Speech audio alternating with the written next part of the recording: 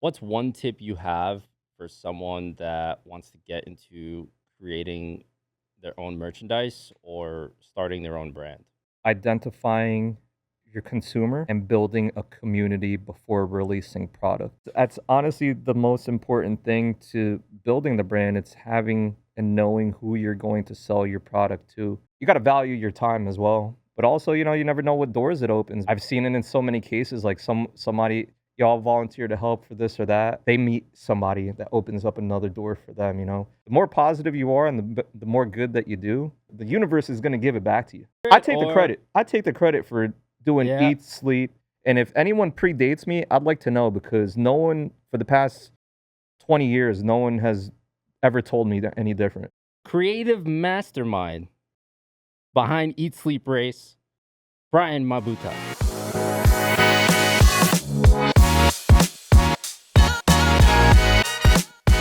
Welcome to the Eat Sleep Race podcast. I'm your host, Nick Pedroza. And today we have a very special episode. It's a little bit different than how we normally do it. So we have the owner, founder, creative mastermind behind Eat Sleep Race, Brian Mabutas. Cue the applause. So Brian, how do you feel being the guest on the podcast today? This is awkward. Let's see how this goes.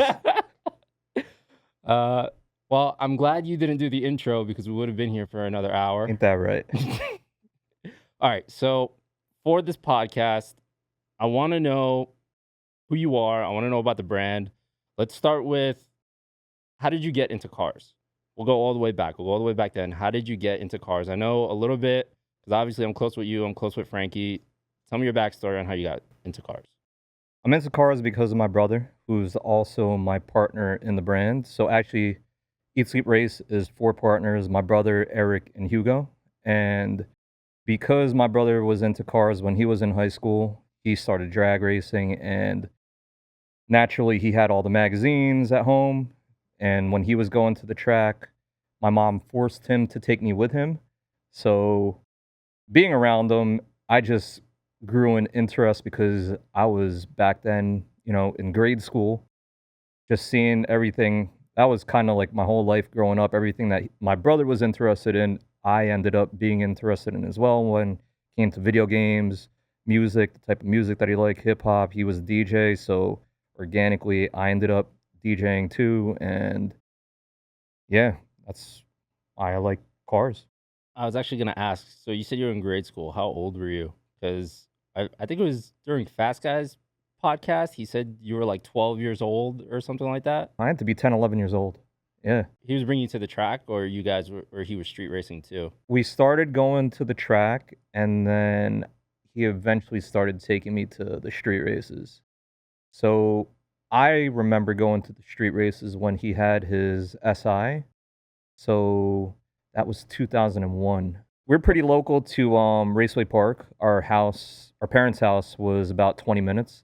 So naturally, that's our local track, and all the import events that they had, my brother went to them, so I got to go to them.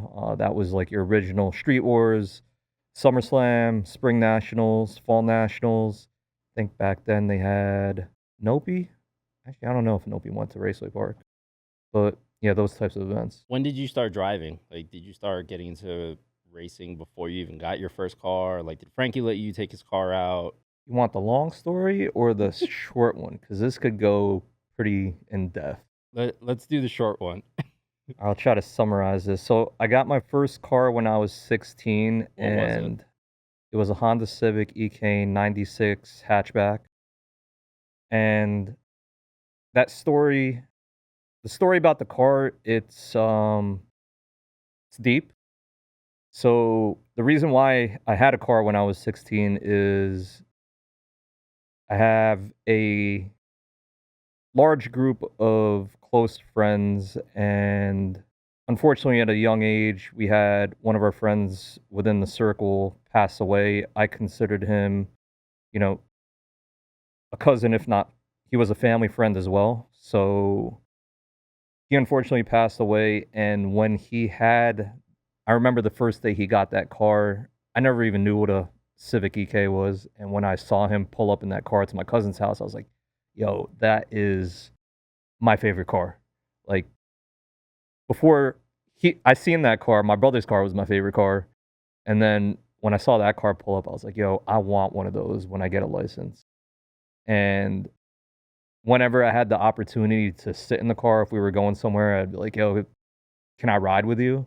And every time I was in that car, I was like, yo, I want one of these cars when I grow up, when I get my license. Because back then, I was 10, 11, 12 years old. And unfortunately, he passed away when I was 16. And I asked my mom, I was like, I know it's way too early, but if I don't get that car, like, I don't know where it's gonna go. And like, You don't want it to wind up with like a stranger or right, like, someone that's gonna like mistreat it. exactly. It was just like, I really looked up to Leo. His name was Leo. And yeah, like, that car meant everything to me. Like, I asked my mom, like, I don't really know how we can make this happen, but could you at least talk to his parents to see if there's anything we could do? Like, that car means so much to me. And thankfully, his parents sold it to my mom. And that's the reason why I ended up with that car. It was already modified. So I had a modified car when I was 16. Thankfully, my mom was able to figure out a way to work out the sale with his family. And thanks to my cousin Peter, I started drag racing that car. So I want to say it was my friends Rich and I think Peter who taught me how to drive stick in that car. Had you ever driven it before you owned it? No, never. Had you ever driven at all before? No, owning it? never drove any other car. I mean, yeah, let alone a manual car because it was stick. It was a still stock D series and never drove stick before.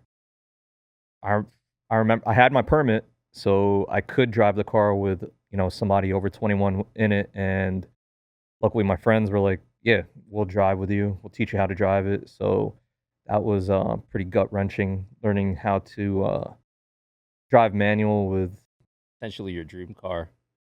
basically, and like in the back of my head, like I can't mess this car up, right? Like I don't even know how to drive it. I can't mess it up. So talk about tons of pressure.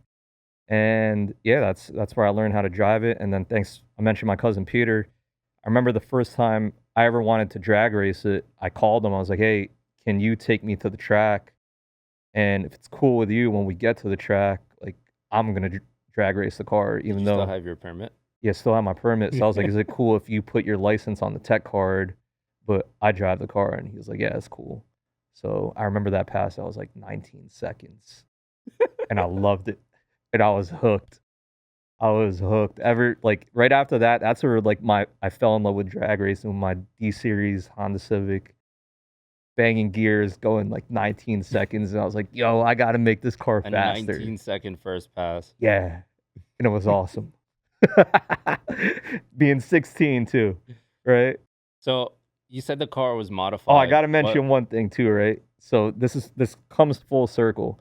So this was at one of Javier's events, or this was at a test and tune, and Javier Ortega was the promoter for all the import events at the track. And Javier knew me because I was that young kid that always came around with my brother's car club, which was Team Alpha. And Javier was close friends with all the guys on that team. So he would know me as the little brother of the little guy that comes along. And I remember that day after that pass, I rolled into the pits, was driving by Javier, and he looked at me and I waved, and I knew he was like, "What is this guy doing behind the wheel?" This story comes full circle later on. So if you remember that, yeah. Did you get in trouble? No, Or I did that a couple more times. So illegally I was gonna say drag they let it racing. slide. Yeah, you can't do that at Raceway Park no more. So the place don't exist. So if you're, under 17 getting ideas, Backtracking a little bit, you said the car was modified. Like, what was done to it when you got it? oh, when I got it, I mean, had a body kit, bolt-ons, like intake, exhaust. But again, it was D series, had Recaro leather interior in it. It was just the style of the EK, the shape of the car, just the EK in general. I was like, yo, this car Like, I want one of those cars. Actually, I wanted a Midori green one. Like, had everything gone, a different direction and Leo was still around and had his car, like, I would have been on the hunt when I was of age to buy my own car for a Midori green one. But that one had so much sentimental value because it was Leo's car. Like, even though it didn't have like all the modifications exactly how I wanted it to be, like it was modded to his taste. Like because it was his car, the sentimental value of it, like I needed that car. The crappy part of how this story ends is the car was stolen. I was gonna get into that. So what wound up happening to the car? I owned it for, man, you're making me think. I was 16 when I got the car. My senior year of college is when it got stolen. Had to be 5 years, 6 years. So within those 6 years, I completely changed the car, did a B series swap in it, GSR swap, did a full color change on the car because unfortunately I got into an accident when the car was originally silver. I changed it to this kind of, it was a custom color that I did that was like a military green with a gold pearl on it. Did a C West body kit, and keep in mind when I was modifying this car, this was during the Fast and Furious era, so like the It was like early 2000s. 2002. Yeah. So like 2000, 2001. So the style of cars back then were crazy body kits, big chrome wheels. I was gonna say, what size wheels did you have on there? 21 inch. No, no, no, no. So Pulling up like Hector. I was never into that. Yeah, like I wasn't into like the Wings West era boonie kits. No. So it was kind of like against the grain at its time. Like I don't think many people even knew what JDM meant. I learned what it was through Option Magazine, and back then we used to get Option magazines. My brother used to get Option magazines because I was reading his magazines from Mitsuwa in Edgewater, New Jersey. So New Jersey locals know. Back in the day, that was the place to. Actually, I think they still do it. Like they had a Japanese bookstore and like Japanese food. It was like this whole plaza of just Japanese stores. So back then, you could go get. I think to this day, you could still go get Japanese magazines there. So Option magazine, my brother would have those, and I'd just read through them. And that's where I learned about the JDM culture, and seeing all the JDM cars in those magazines for so many years. I was like, yeah, I got to build my car. Like that's where I learned about How they Spoon are in the Sports, magazines. right? Um, and then obviously having like a bucket list of like all these dream parts that I wanted when I finally had the car. Slowly started modifying it. Back then, I worked 2 jobs. I worked at KB Toys, I was and gonna say you're pretty young and you were going to school. So what were you doing to afford all these parts? so again, thankfully, my mom blessed me with that car when I was 16. And then when it came to the parts, I hustled. Yeah, I worked 2 jobs, CVS, KB Toys. And not only that, ever since I was younger, and this kind of gets into the story of how this business even started, I was hustling, legit hustling in school. I was selling candy. I was selling mixed CDs. I was ripping, that's when Napster was around. I was ripping CDs, and you could come leave a sheet of paper in my locker with like the songs that you wanted. And get a custom mix. $25, and I make you a CD. Yeah, I was hustling in however I could for car parts. Damn, Yeah. hustling for car parts. So for 5 years, and then eventually we'll get into that. That's how I started designing clothes because I wanted to start a clothing brand and use that money to fund car parts. So took the JDM theme to the EK again against the grain. Like everyone, the majority of the crowd were doing the Fast and Furious style cars, and I went the JDM way. Ultimately, that car got to its peak. Like the year that it got stolen, maybe like a year prior, like the way the car sat was, this is it. Like this is exactly how I imagined the car to be. If anything, it just needs to go faster. With the B series, my fastest time I ever ran in that was a 14.1 or 14.0. I actually still have the It was time NA. slip for that. Yeah, naturally aspirated. It had bolt-ons on it, cold air intake, headers, exhaust. But I drag raced And that you were car. doing what? 14? 14.0, I believe, was the fastest I A lot went. better than the 19 you started. Oh yeah. Like I said, I actually have the original. I have that time slip Oh yeah. framed in my garage to this day. Like, that was, like, my thing. We gotta get some B-roll of that. Never broke into the 13s with it, but yeah, that was my car, and that's where I fell in love with drag racing. Like, I drag raced that car as much as I could. Like I said, I lived 20 minutes from Raceway Park, so testing tunes, all the events. I bracket raced the car, won a couple bracket races with it, so I was actually pretty nice bracket racing with it, and unfortunately just never got to get the car any faster because it got stolen.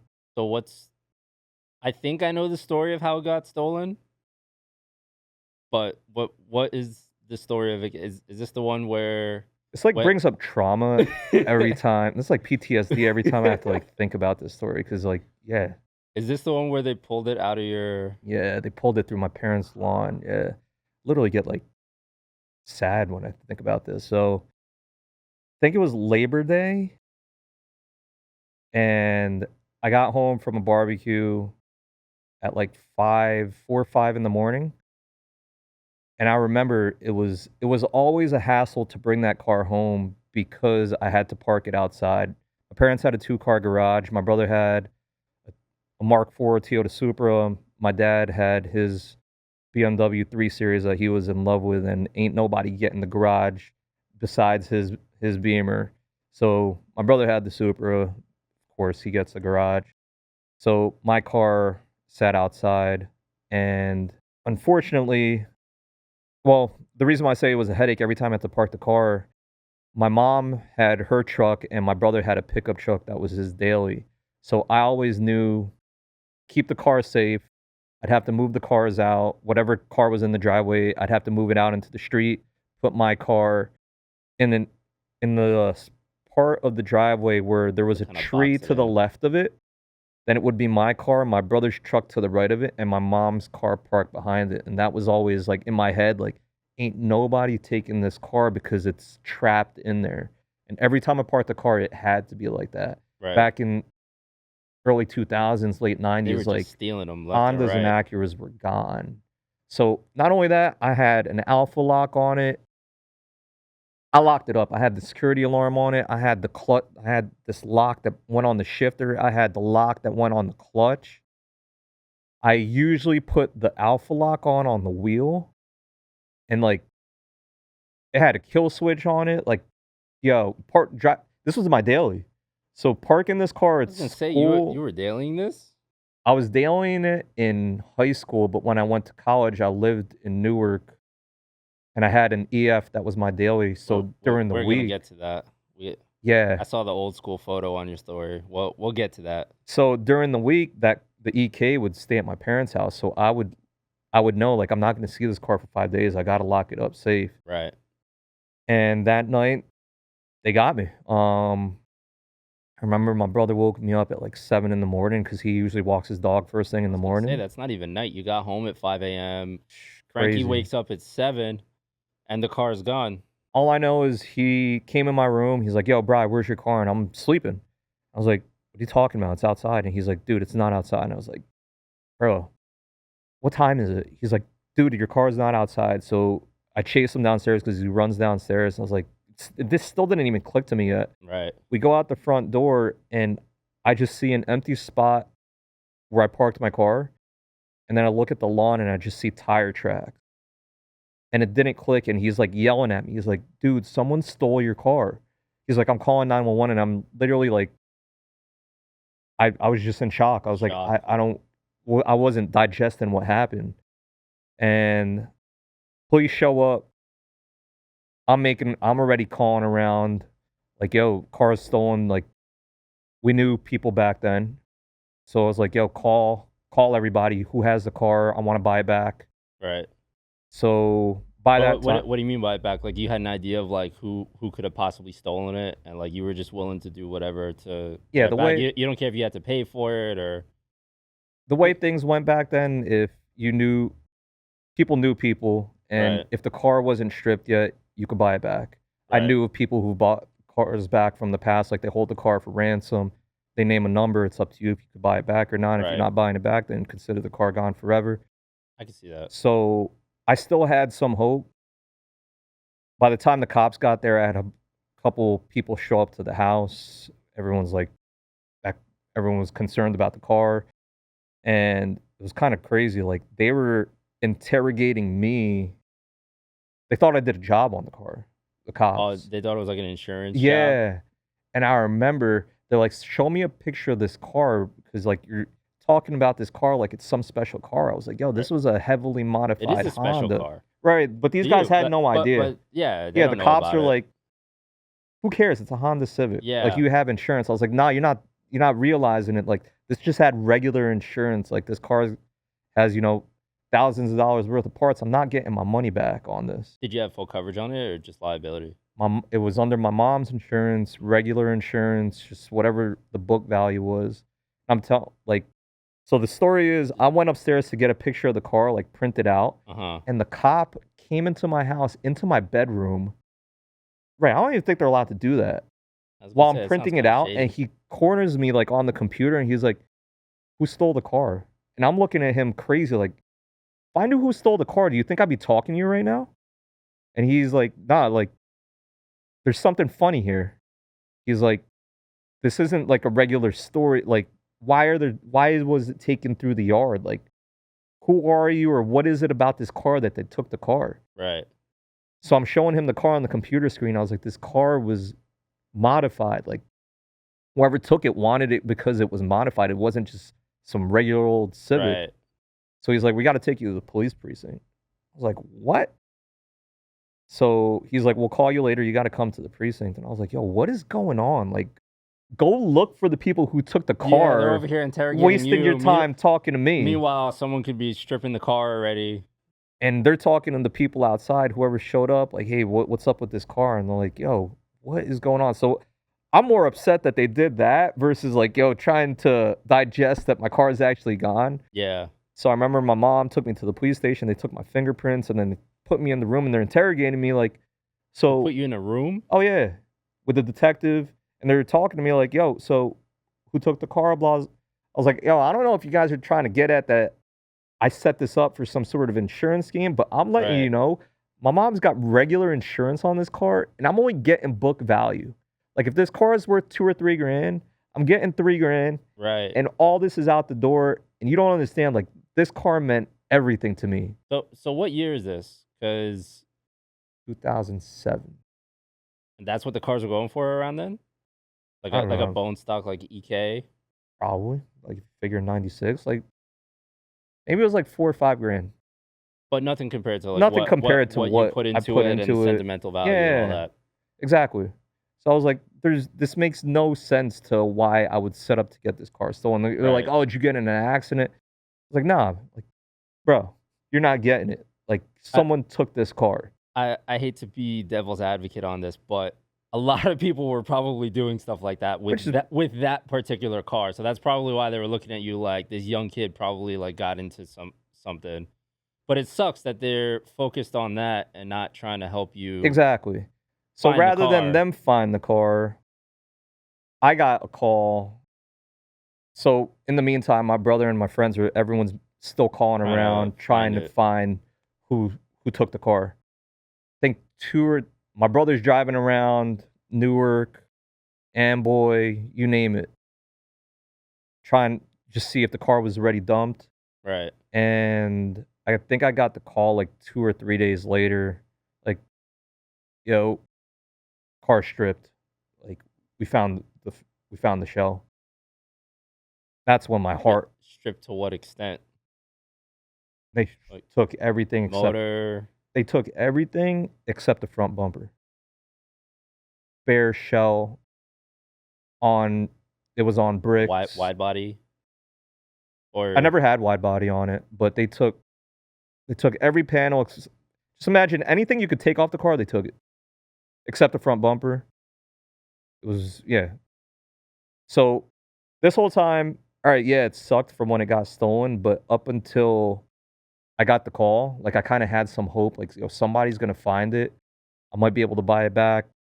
But yeah, I got the call, and remember the cops called and they're like, you could come check out the car in the junkyard, confirm it's yours. And yeah, that was did you ever find out who took it? Was there That's suspicions? yeah, that's another Should we story. not talk about Yeah, this it's on the yeah, let's on the not talk podcast? about that. But yeah, crazy story is so the junkyard had it, and then they asked like, "Hey, if you want to buy it back, whatever, it's going to be a couple $100." And I was like, "Man, I can't even bear looking at this car." But because that car had so much sentimental value to our group of You had friends, to take it. my friend Luigi bought it back from the junkyard, and that shell still exists to this day. He never finished it. You know, if we keep playing the cards right here, one day I hope to bring that car back. I think a lot of people don't even know that shell, the original shell still is around.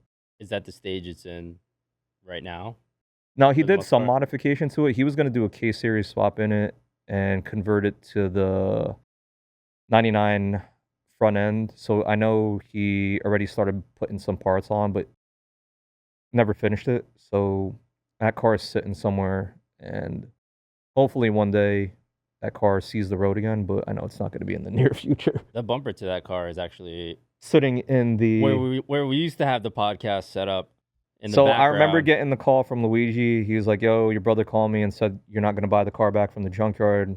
Is it cool if I buy it?" And I told him, I was like, "Yo, can I get the bumper?" I was like, "You could do anything with the car.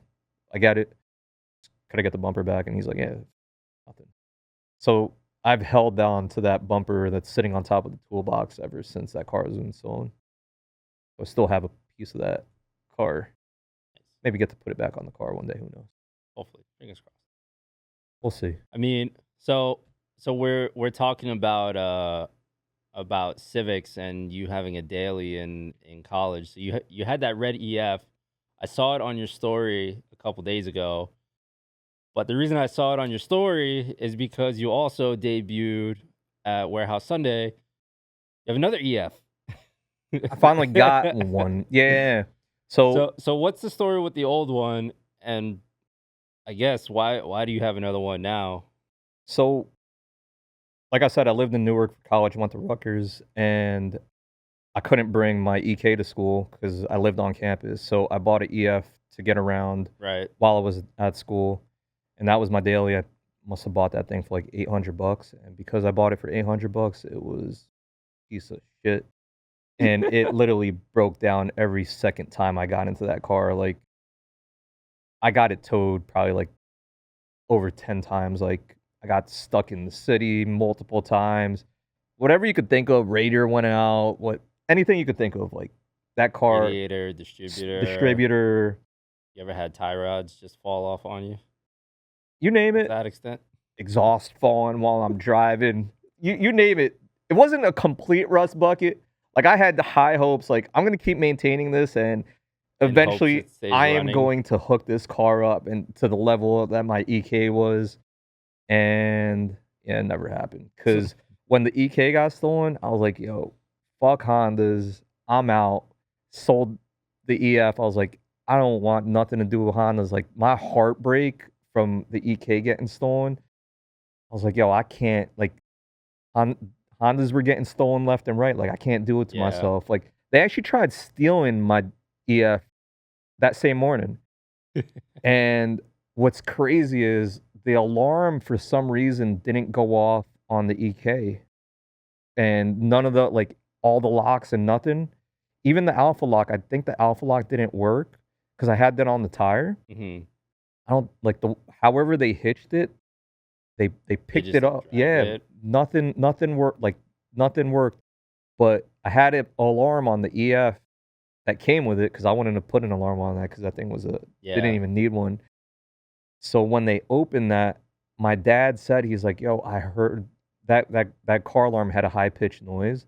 He's like, "I heard that alarm go off this morning." He's like, "I didn't even think twice," because he's like, "Who would be stealing that car?" Damn, imagine you woke up like And saw we that. could have saw it, yeah. But anyway, yeah, they tried to steal the EF because they probably thought it was hooked up too, and And then they looked inside and they were yeah. like, "Nah, we're gonna leave that." They must have popped the hood because they when I tried the like after everything was said and done, I had to go to school because it got stolen on a Monday, Labor Day. So I had to go to school Monday Next night. day. Yeah, so at night when I went to get in the car, I was like, "Yo, why is the door open?" like it wasn't completely closed. That's when it clicked. Like, yo, they tried to steal this too. It's crazy. So the white EF you have now is So kind of to make up I for. mentioned I had big dreams for that EF. Like I said, for the EK, like I had a bucket list of parts after reading Right. magazines for so long. Like I just had that built up in my head. Like, yo, when I get money, I'm gonna buy this. I'm gonna get this. I had a picture of how I wanted that car to be. So sold all the Hondas. I ended up buying Infiniti G35. Hey, VQs wasn't what they were today. The sideshows weren't a thing back then. I actually bought that car because I wanted to go completely opposite. At that time, BPU, Oh man. BIPPU, the VIP style cars, like Uh-huh. most people did it with the Lexuses. Okay. And I wanted to do a VIP style car. So I bought the Infiniti with that goal of, all right, I'm getting a sedan and I'm going to put, the big deep dish wheels on it, air suspension, and Did you? it shouldn't get stolen like all these Hondas are, and I could cruise in and be happy in it. So I did. I started modifying it, and as I was modifying that Infiniti, I actually ended up finding a Lexus GS300 that was done already. It had exactly how I wanted a Lexus to be. Had the retrofit headlights, luxury abstract wheels, perfectly widened fenders. It was perfectly done. The air suspension looked like it could have won awards straight off the way this Right. dude built it. So it was a fire sale because he was already working on another car. You So just want to get rid of it. I saw the listing. I was like, dang, I never really wanted a Lexus. I wanted to do it to Infinity, but when I saw that, guy gave me a good number. I already had a buyer for the Infinity. So like someone already mentioned that they wanted the car, Right. I think. So I was like, all right, this should be pretty easy. So I ended up with the Lexus. Um, Needless to say, I stopped with the Honda. So your original question of why do I have an EF now? I had that bucket list or that dream of how I pictured of how I wanted my EF to be. Unfortunately, the way that Facebook market algorithm works, the marketplace, It knows what you're looking for. it knows you without. Yeah, it's sick. It's sickening the way this thing So works. what? You just scrolling one day and No, so I actually went on marketplace to sell something. So I clicked marketplace and I was gonna click the sell button, and of course, the first the thing first on thing there. before I even got to click sell, I was like, "Oh, EF What is listed for a this? decent price, white," and it said fresh paint. I was like, "Oh," click, and I'm reading, "Yo, fresh paint, B series, decent price. It's only like an hour away."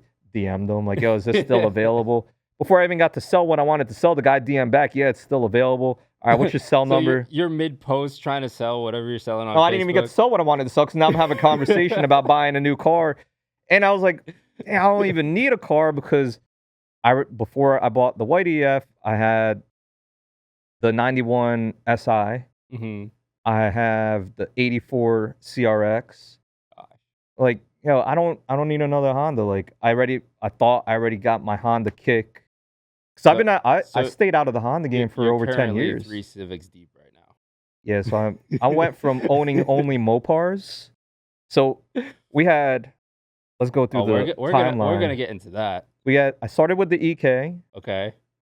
Then you had the EF, then the EF, then the Infinity, Infinity, then the GS 300. then the Lexus, then I had a Civic 4-door. I think that was like a '01 SI as a daily. That was actually the company car when I worked at OGS. I used that as a daily. And then I got into I bought the Viper right around that same time. And then I got into the Ram Rebel pickup truck for a new daily. I'm missing some cars in between here. Oh, I had a BMW 3 Series on BBS's, coupe, a black coupe. That's not that's not what you have now. No, and then I sold that. I got that from Luigi, sold it back to Luigi. I got the right-hand drive BMW 3 Series wagon which now has one Jay-Z swap in it Has that I that haven't drove in like 8 has that years. when's the last time that thing saw the light Yeah, of day? unfortunately, like 8 'Cause years because I'm still waiting for a shop to fix a bunch of problems with that. Yeah, anyway, because I get a headache thinking about that car. Um, so you're at you're one point, we only had Mopars in the driveway because I had the Viper, I had the Ram Rebel pickup truck, and my wife had a Jeep Wrangler. So we were a Mopar family. I was gonna say I was by your house the other day, and Now it's all it's mostly Hondas.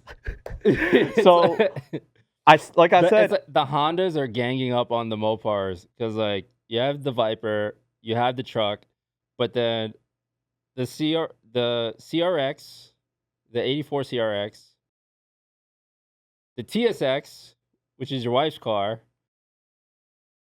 because at one point my wife had the TSX and the Wrangler. She had the TSX wagon and the Wrangler, but we ended up she sold the Wrangler to get a RDX. Right. And then by the time this video comes out, we're selling the wagon, so the wagon's gonna be out of there. So now, if you look at the drive, no, I still got the Ram pickup truck. But anyway, I came back into Hondas, and I promised myself, I'm a Honda guy at heart. Like I came into loving Hondas as my first car, but because of the heartbreak that went through it, I was like, I can't do it right now. I don't even have. I lived at my parents' house. I don't have a garage to keep these cars safe, but I do. I had this goal when I do get my own place with a garage or somewhere to keep these cars safe. I'm gonna get myself a nice Honda. So my first way back into Honda was the 91 SI with the Type R swap. And then shortly after, I got the 84 CRX, which is just a restoration build, completely stock. And now, just last month, I picked up the white EF with the B Series swap. And everything that I did to that car is exactly like how, I'm not going to. That car is going to be a cruiser. I bought the 91 SI because I want to start doing road course racing with that. And I never Uh-huh. done road course racing before. Only did drag racing, but I want to try road course racing, so that's why I bought the 91 SI. Finally got everything updated on that car. That car was another, unfortunately, a headache since I got it. All these thanks to CLM Motorsports for finally get that car running right. Hoping to get on the track this year. Well, I think that'd be fun. hopefully I'm a decent driver and we could end up doing something because, yeah, the opposite of that is no, it's not, no. I'll be We'll talk yeah, about yeah, that yeah. later. We'll come up with something for that.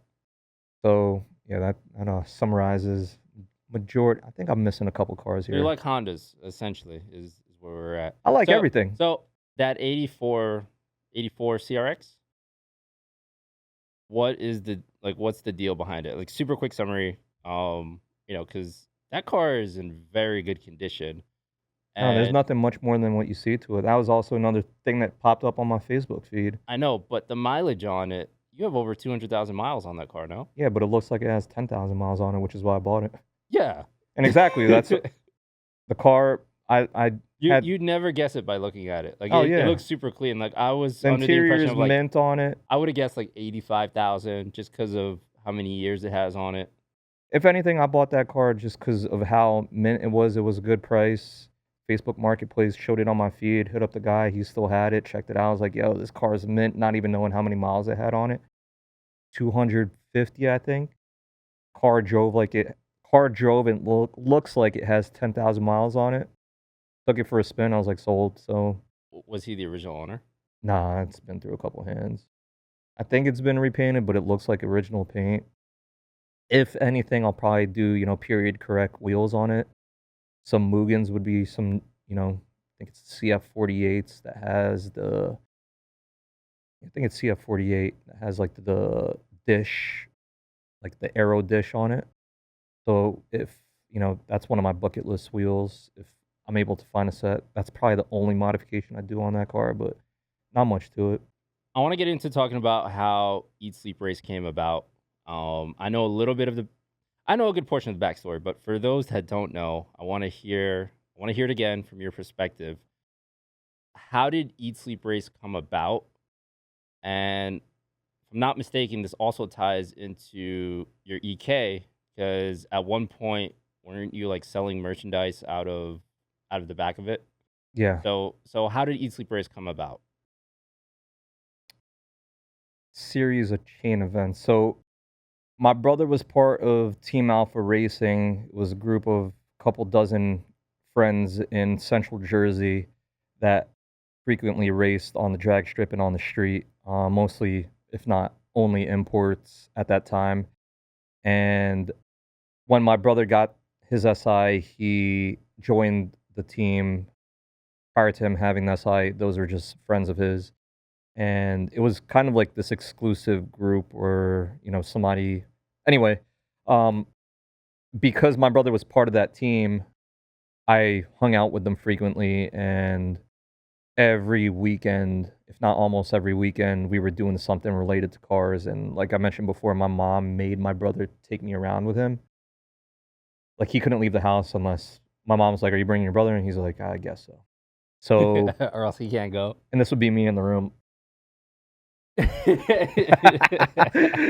if not, I'd be at home playing video games. So if we weren't at the track or at a car show, we were in somebody's garage working on cars, talking about cars, hanging out in some parking lot. The term car meet wasn't even a thing back then. It's just a bunch, like, everyone in the team just hanging out. Right. Remember, it was at Piscataway High School. Like, that was just a thing to do back then. Like, people with like, there were basketball hoops back there, and everyone would just go from the town, even from other towns, be like a big Friday night party of just people hanging out in that parking lot. But anyway, that was kind of where that mindset of the term "eat, sleep, race" came up from. And I came up with those 3 words, and I pitched it to the team like, "Hey," selfishly, because I didn't have a car back then. When we started hanging out with them, I believe I was like 14. I knew how to graphic design, and I knew how to design. So selfishly, for a way to be part of the team, I asked if I could design shirts for the team. And I had this idea in mind, Eat, Sleep, Race, and I designed the original 3-box logo. It was 3 boxes. The first was a plate with a fork and a spoon. The second box was a bed with like a person sleeping in it, and these were kind of like the street signs that you see on the highway. Yeah. So that's where the idea for those first 2 boxes came from. And because I loved the EK so much, the third box was a EK with a parachute on it, so it stood for Eat, Sleep, Race. So I showed it to the guys, and I was like, "Yeah, that's cool." So I was like, "Can I make shirts that have that on the back? Because this is what we do, like, the whole team, like, this is like a lifestyle." Lifestyle, eat, Right. sleep, and race. So, like, yeah, like, yo, I dig it. Like, this is what we do, and we'll put the Alpha logo on the front. So, got everyone to agree. We'll run the shirts, and I got to wear one because I designed it. Yeah.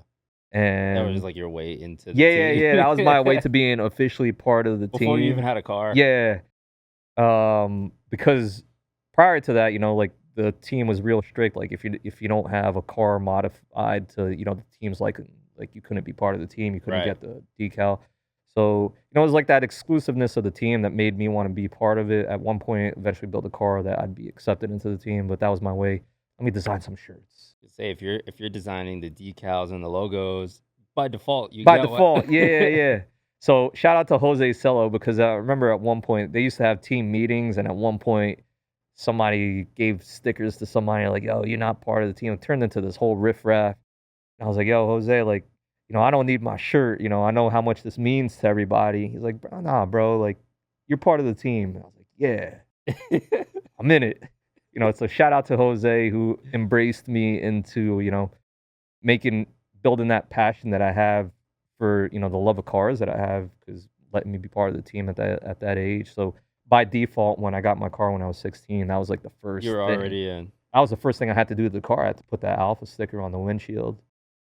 And yeah, I wore, at one point, all the cars, everyone had the Alpha Racing decal on the windshield, and everyone had the 3-box decals on the sides of the cars. That was just like uniform for every single car part of the team. So it came to a point when we were going to all the events, a couple dozen guys always showing up to the track. People would come up like, "Yo, where could I get those decals? Those are cool." The Eat Sleep Race ones. Yeah, because at that time, like Eat Sleep Race, it's catchy, right? But you know, I'll I can't think to this day. Eat Sleep Race, Eat Sleep anything is kind of like it turned into a shit show. Eat Sleep Mitsubishi, Eat Sleep Toyota. Like when you used to go to Heimport Nights, there used to be vendors selling Eat Sleep everything, right? Yeah. And now you see like Eat Sleep Fish, like even Do, Steve Aoki did do you Eat Sleep feel like Rave. that originated from I'd love you? anyone Like, to. would you take the credit for I it, take the or credit. I take the credit for doing yeah? Eat Sleep. And if anyone predates me, I'd like to know because no one for the past 20 years, no one has ever told me that any different. Like everyone always said, to this day, I get texts of, "Yo, bro, saw Eat Sleep Wave Run," right? Like Eat Sleep jogging. Like, yeah, I get it. Whatever. It used to bother me back then, but Yeah. nah, I'm like complete. Like even I'm scared to send you texts like that because I also see it in really random spots, and because of us having had a similar conversation before, I'm like, I'm not even gonna let him know. I think the biggest one was Steve Aoki's Eat Sleep Rave repeat, and it kind of like outshined everything that I've built. So this man got credit for like Eat Sleep Race. And for a few years after that, like it was actually challenging for the brand everyone thinking I knocked off Right. Aoki. Like, yo, he did that first. Like, nah, actually I did this in 2001. The song came out in whatever 2018 or whatever it is. Oh damn. So did he hear of Eat Sleep Race before? I don't know. It even got to the point where Nissan did a national campaign for Gran Turismo called Eat Sleep Race. Oh man. They put Eat Sleep Race Repeat on Le Mans, every major track you could think of where they GT raced had Eat Sleep Race on it. They built buildings at these tracks.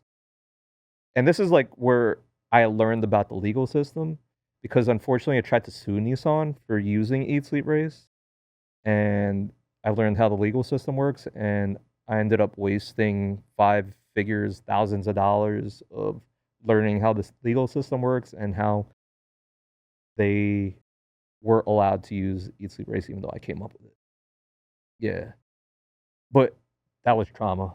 I was like that really affected me for like 6 years. Like I couldn't believe Nissan was running like they ran that campaign for over a year. Where do you think Nissan got it from? Do you think they got it from the Steve Aoki thing? Their lawyers said no, Brian, you Or didn't come up with that. Steve Aoki came up with that. We heard the song okay. and we changed rave They to race. they And then my lawyer came back, well, actually, Brian's brand predates that song, so blah blah blah blah blah. This is where I learned how the legal system works. yeah. Yeah. Well, that sucks. Yeah, I'm like I learned Would have been pretty cool to have Eat I went Sleep to Race law school logos. without going to law school by spending thousands of dollars with What's that called? lawyers. School of Hard Knocks. School of Hard Knocks, yeah.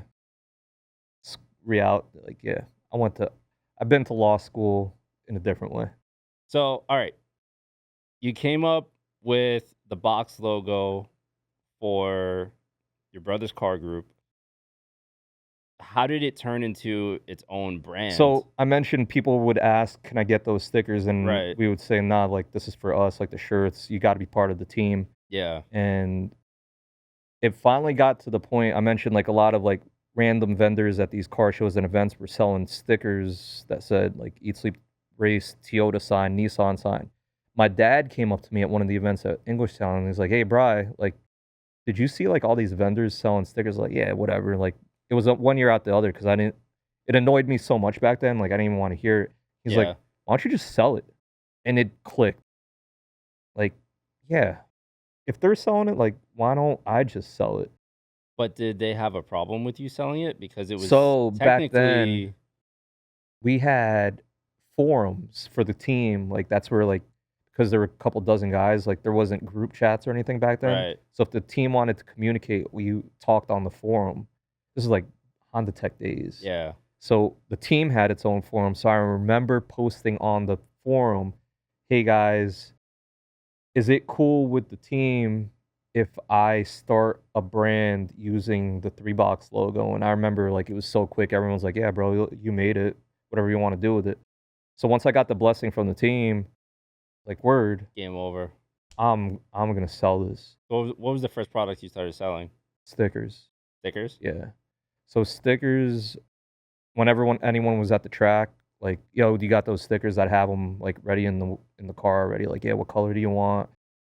Literally started with just This was white. out the back of the EK? This is when you were selling out of the car? Yeah, Or literally like just had the stickers like in the glove box or something. Like, yo, man, back then I was probably selling them for like $2, whatever. Doubling up because what it was, if it was $1 back then to make a sticker, it's like, word, yo, I'm making money double your selling money? something that I designed, right? Yeah. So eventually got to the point where, all right, yo, I know how to make.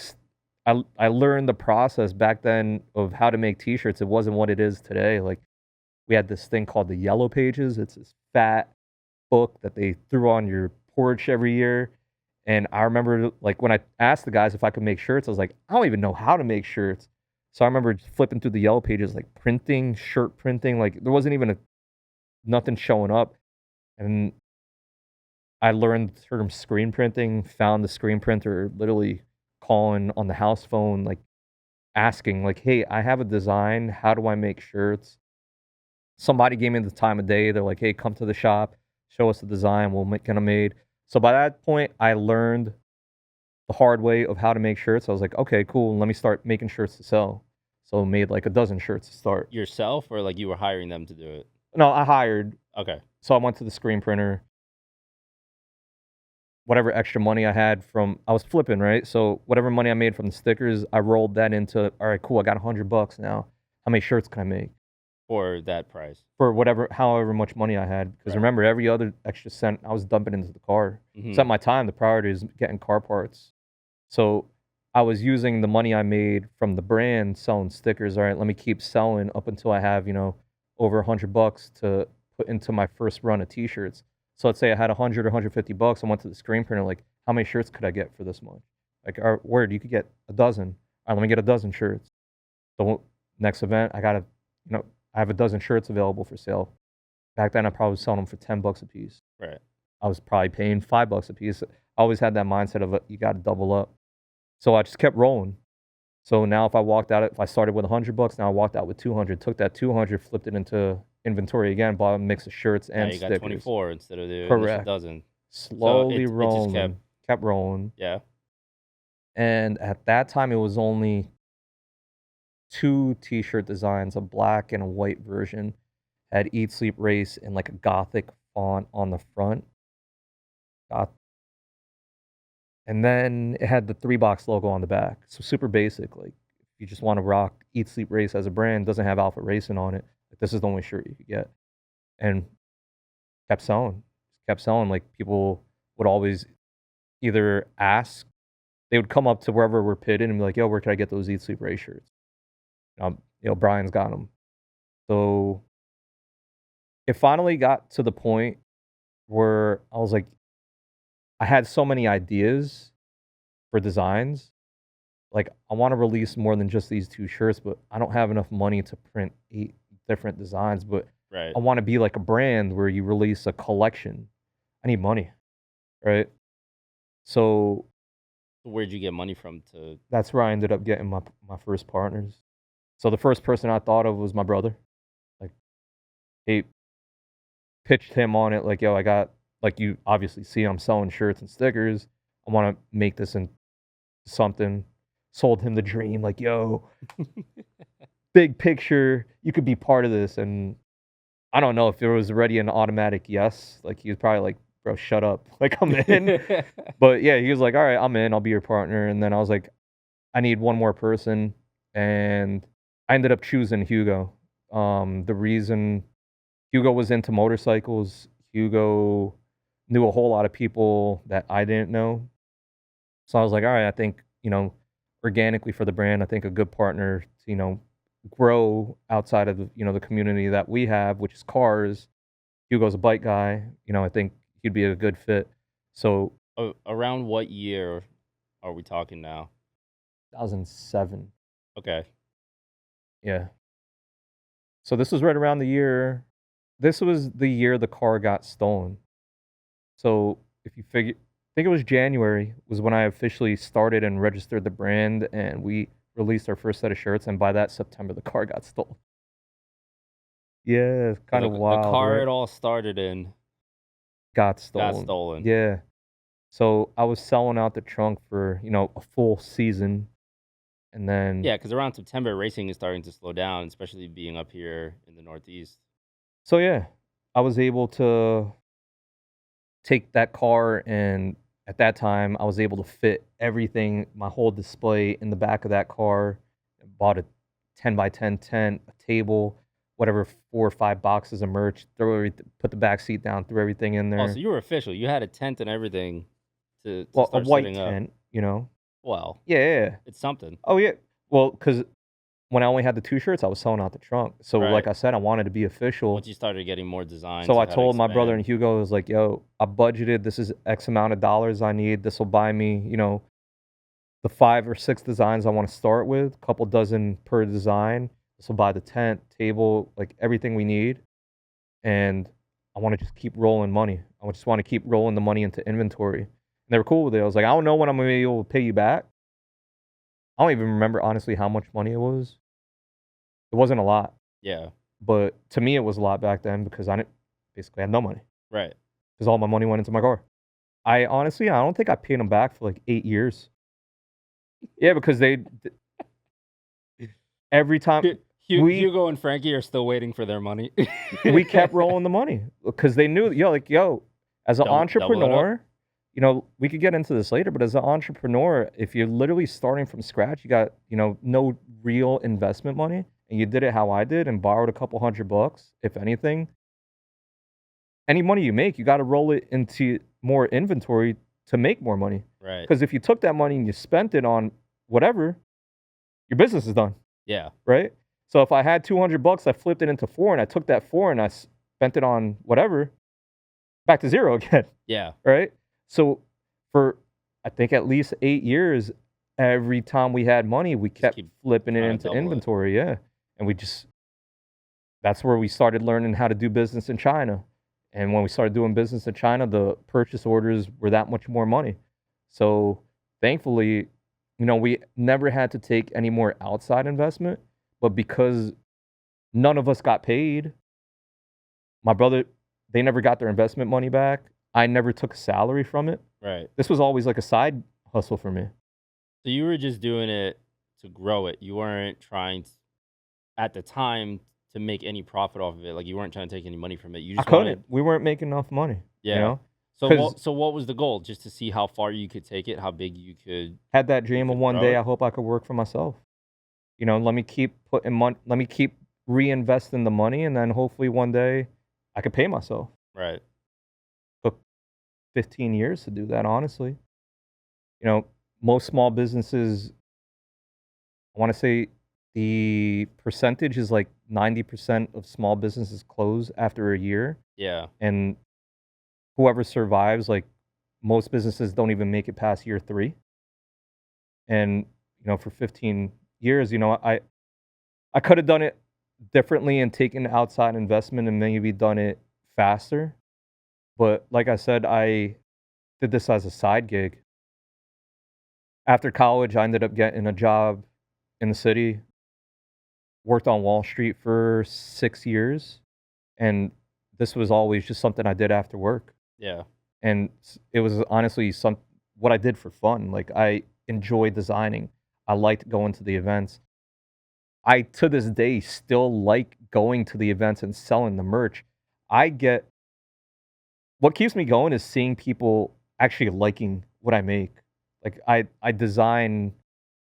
conceptualize 100% of what this brand puts out. So seeing somebody buying and actually like, yo, I want that, that keeps It's me a good going. feeling. Yeah. So there was never a point where you were just like done with it.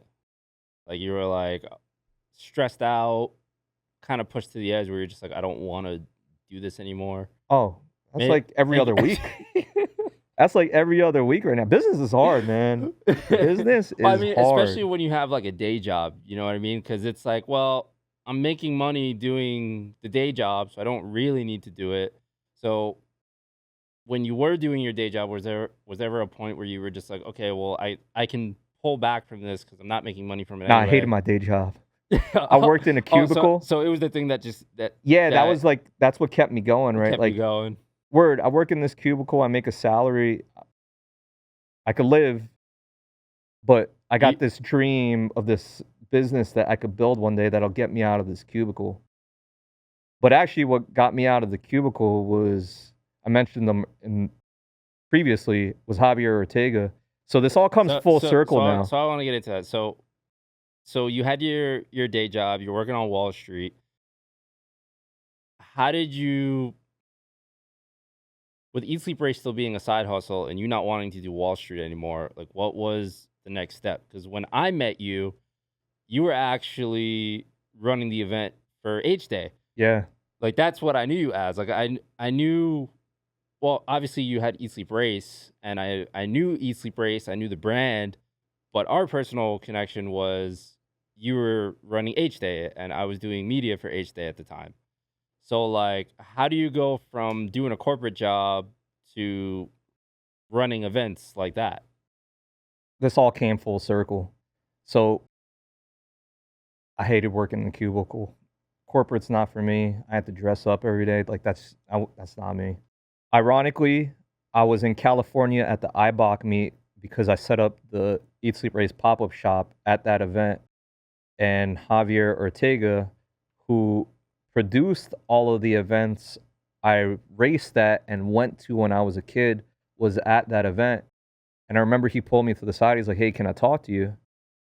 And beyond saying what's up to Javier, like that was the extent of it. Like, I was like, "Oh, like, what could you want?" He's like, "Hey, Brian, actually, my brother used to work for Javier." Really? Yeah. I didn't know this. So Javier produced all the import events at Raceway Park, and I think for 3 years, my brother worked with him as his assistant for the events. Oh, I had no idea. Yeah. So my brother already had a relationship working with him, but then my brother left to go do something else. And then I think this was like 4 or 5 years after my brother left. Javier pulled me to the side at that event. He's like, "Hey," he no longer worked for Raceway Park. He now started his own company, OGS, Yes. to do events at any track. So he still continued doing events at Raceway Park. And he's like, "Hey, now that, like, do you know that I'm on my own?" I was like, "Yeah." And he's like, "I want you to work for me." I was like, "What do you mean?" And he's like, "Now that I'm on my own," he's like, "I need somebody to help me." Um, at that time, there was someone else he already hired, Katie, and he's like, "I want you two guys to be my first employees." I was like, "So how's this work?" He's like, "I'm gonna get an office." And we shook on it there because I was like, "Well, first, the only way that I'm gonna leave is I have a salary right now. Like, I'm good where I'm at, and like, I'm only going to you if like we can make a deal that I'm not going That backwards makes here." sense. Yeah. So we shook on it. He's like, "I'll make it happen." So I went home from that event like, "Yo, I'm not working in the cubicle anymore." And kind of crazy, like, Put that 2 weeks notice in. oh yeah, yeah, yeah, yeah. That was a happy flight You call home. them up on the flight home. Nah, Like, nah, nah, yo. I went into I had my letter written, and I remember I walked into my boss's office with a smile with the envelope. And I remember before I gave him the envelope, he sat up on his seat like this. Because I phoned him. I was like, "Hey, Troy, can I come in for a meeting?" And he was like, "How Yeah. come?" I was like, "Oh, I got something to give you." And he already, like, I guess, He knew like, what it was. he already had a feeling. So I remember he sat up on his chair like this. He's like, "What is that?" I was like, "Oh, it's my resignation." He was like, "What could I do to make you stay?" I was like, "Nah, I'm already out." So he's like, "Well, we left it on good terms." He's like, "You're always welcome back." He's like, "But I get it. You got to do what you got to do." That was the happiest train ride I ever took going home. Free man from the The corporate sun world. was shining hard Yeah, that day. So ended up working for Javier originally just as graphic design marketing. Worked with him for 6 years. Ended up, taking on every single role that you could think about. I production manager. So long story short, how this ended up being full circle is I went from being a spectator, then a racer participant at these events, to now being on the back end of actually Coordinating producing and producing and them. running the events. So yeah, kind of like the whole way this worked out is kind of like a dream, just being an enthusiast, right? Like, man, I went from just being going to these events to actually running the events. So it was in 2020, series of events happened, COVID happened, I had my son. Nobody knew if and when events were coming back, so I took a step back from OGS because again, like, no one knew Nobody knew what was what was happening. happening, like, everything was You on could do an event. lockdown.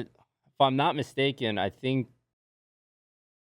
H Day was supposed to be scheduled, and then they quickly were like, "Yeah, never mind. Like Yeah, it's we not canceled April, and then, like, it was just right." week by week, like, "Yo, ho" of like, I don't like, So nobody mu knew. so much for 2 weeks. Yeah, like, so took myself off of payroll because I was like, "Oh, like, I don't kn no one knows what the future of this is," right? Yeah, So at that time, I was like, "Yo, I'm going full throttle on Eat, Sleep, Race." Like, this I if there's a time to do it, it's now. yeah. So, it's been 4 years now that I've been 100% full-time Eat, Sleep, Race Fast Kids Club, and So one thing I really like about you is you're very innovative. Like when you see an opportunity, you come up with some way to monetize on it. So like taking COVID for an example, you were selling Eat Sleep Race masks. And I remember you were telling me that like you and your wife were just like stamping them in the kitchen because you had nowhere to go to. Like you ordered the masks, you had them, and then you were just selling them. in the grand scheme of the brand of Eat, Sleep, Race, we started off with stickers and T-shirts, and it's it's everything now. Full I line of Yeah. accessories, So okay, kids that's brand. thank you. You put me back on track. I remember where I was going with this. So it's evolved a lot more from just being apparel. Like, how do you come up with the products? Like, even just looking around, like we have pillows behind us, we have hats, we have like the 10 millimeters. Like, there's a lot of different products that are all branded Eat Sleep Race. Like, how do you come up with these ideas? I soak in and I study everything I like. So, I don't just like cars. I love music, I love fashion. I have I've been a sneakerhead since I was in high school. I have hundreds of sneakers. I was completely dove into the streetwear industry, like, in the early days of Stussy, Supreme, and then in streetwear was defined with Crooks and Castles, the Hundreds, Huff, Bape, like, hypebeast.com. I religiously read that website every day, just like I religiously read Super Street Turbo Sport Compact magazine when I was a kid. Like, every sneaker release that came out, I waited in line. I slept on the streets for releases of different sneakers, right? I remember I slept in the streets of New York for 4 days for the release of the Supreme Dunks. Slept there every night because they released a different color each day and got every pair. I'll tell you, I hustle, bro. Like, I was paying kids from college to sleep on the streets with me, and I walked out of there at the end of the week with, like, over a dozen pairs, which was unheard of that back then because Yeah. you were only allowed 1 per person. Like, when I tell you, like, I like a lot of different things, I'm into music, I've been to dozens of music festivals, I like all types of music, I like hip hop. I used to DJ back in the day, got into graffiti, break dancing, was never good at break dancing, was not a good I like the thought of the 4 elements of hip hop, DJing, breakdancing, emceeing, and the only thing that I was good at was kind of graffiti, because 'cause I'm not the best I'm not the best with the pen or the marker. I'm better With a spray creative tan. wise. No, not even a spray with a computer. Mm. And that's how all this started because of everything I'm interested in. The reason why I started making the clothes, and remember I told you I had like 5 or 6 designs? Yeah. The reason why I had the ideas for those designs was because I was heavily influenced from streetwear. So I was like, "Yo, it's cool." Like, I love the designs. I like wearing and collecting, streetwear shirts and apparel, but it doesn't connect to the cars, right? I was like, I wanna wear something that when people see me, like, you could tell, like, I'm a car guy. Yeah. But also still has like that S that Still has streetwear that style. streetwear look, like, I'd be proud to wear it, right? Yeah. Don't get me wrong, like, I wasn't the first person to make apparel for the car culture, Right. but I am a pioneer to create fashionable I brand for the car culture. I was gonna say I feel like that's where Eat Sleep Race kind of sticks out because you walk around the track, you see a lot of these like super flashy, like in your face car designs. Where I feel Well, it's you're like, talking about recently. I'm talking about 2001 when I originally made that design, right? It didn't exist. Like you could go buy a shirt with a Toyota emblem or Nissan emblem or something corny with like back then like Calvin and Hobbes pissing on a logo was like a thing, right? People were wearing shirts like that. Oh, that's corny. I don't want to wear that, yeah, right? So with that mindset, like, nah, I like streetwear. I know how to design. I know how to make shirts. Like, why don't I just start designing stuff because I like Mighty Healthy, I like Hundreds, like, I'm influenced by these brands. Why don't I just make stuff related to cars and start putting out those designs? So that's wh being heavily influenced by that. At the time, the only other car brands that existed were Fat Lace, Mark Arsenal, Jerry Tasai from Pacific Rim, I Love Racing. This is 2001 to 2007. It was honestly, if there was anyone else doing it at that time, I'd be curious to know, like, come in a comment. Built, they put out a couple T-shirts, but, outside of us, there was no one else doing it. And as of today, 2024, there's hundreds. You could go on customink.com and make a shirt. That yeah. wasn't possible 20 years ago. So, being a pioneer to the apparel and just being a brand for the industry, like, kind of a snowball effect. So how did you get into designing? You spoke about designing the original box logo for the car group, but how did you learn how to design and like what were you using back then? Because this is what 90 late 90s. 97. So like I said, I was better creative wise, not on a pen and paper, but on the computer. So actually before I started doing graphic design, I was designing websites. So back then there were these drag and drop websites, angelfire.com. And I remember I was into breakdancing, so there was this breakdance group that I told them, I was like, "Hey, can I make you guys a website? And like each dancer is gonna have its own page." Hmm. And that was my way of connecting to the breakdance community because I sucked at dancing, but I like I feel like there's a theme here. of being part of without being You, able to you, participate you myself. just keep offering services to people Yeah, like, can yeah, I do yeah. this for you? Boom, you're in. So I made this website and like the group's like, "Yo, that's ill." And at that time, like making websites was extremely hard to do. So then for Alpha Racing, I was like, "Yo, I know how to make websites because I made websites for the Right. breakdance crew and I showed it to them like, "Yo, that's dope. We need that for the So you made their team." website. So I made the website. I made the website before I made the shirts. So it's kind of I worked my way into the team by making the website first.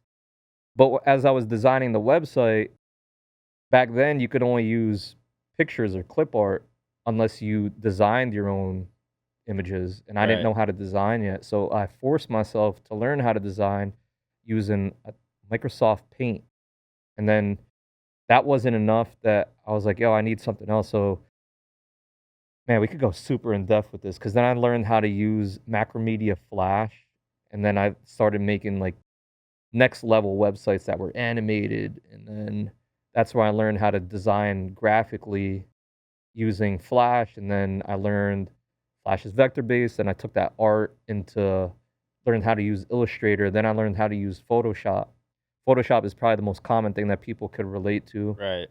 and I taught myself how to do everything. I read a HTML book that I bought from, Barnes& and Noble front to back when I was in high school. Pretty geeky of me, but that's how I learned how to code. And that's like, to this day, I know how to read code because of that book, I didn't and even know that. yeah. So, learned how to code before I knew how to use Photoshop, and then whatever I learned on Photoshop, everything's self-taught. Everything about this business is self-taught. Wow. Whatever I learned about this brand is self-taught. I went to school for business management. The best takeaway from going to college is building your network. Because for me, and what I did in business, I honestly can't remember much of what I learned, but I'll tell you everyone that I met and all the valuable relationships and the friendships that I built from going to college. Some of my best friends to this day. I actually just went on a group vacation the other week with my friends that I originally met in college. So, key takeaway from, anyone deciding if school is for you, if you're going to college, invest that time into networking and meeting and creating as many valuable relationships as you could. Because even in business to this day, networking is key. It's not about what you know, it's about who you know. So, kind of employed that in, the roots of the brand, right? Like I was telling you, I was like, oh, I was asking people if I could do things for them. Without Yeah. knowing it, I was expanding my network. And being part of the team, the original roots of this brand is people were coming up to us because they knew the team. It was growing a network. And then those people were referring other people like, yo, I like that shirt. So it was building a community.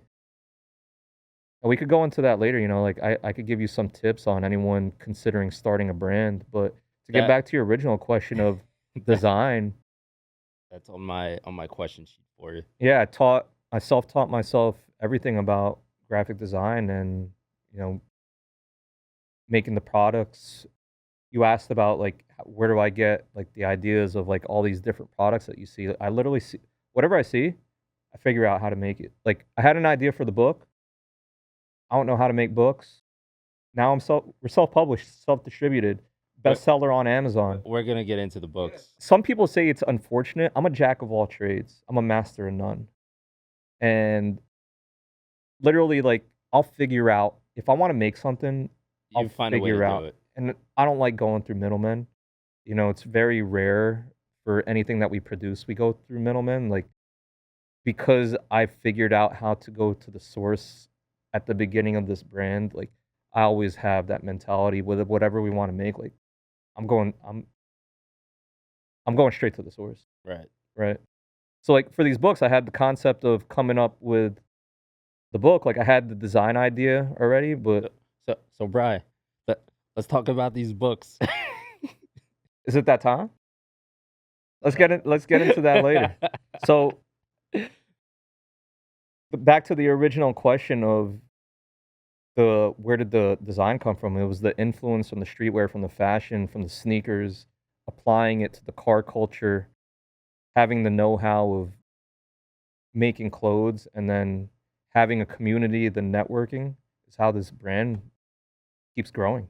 If you think about it, 2007 was when I officially registered this brand as a LLC, and we're in 2024 now. How has your design style and like overall style of the merchandise changed throughout the years, aside from just like branching out into all the different products, like the pillows and all the little accessories that you have? How's the overall style change? Because like, what based off what we mentioned before, like how the apparel looks now It's is completely it how different it than when we started? started, yeah.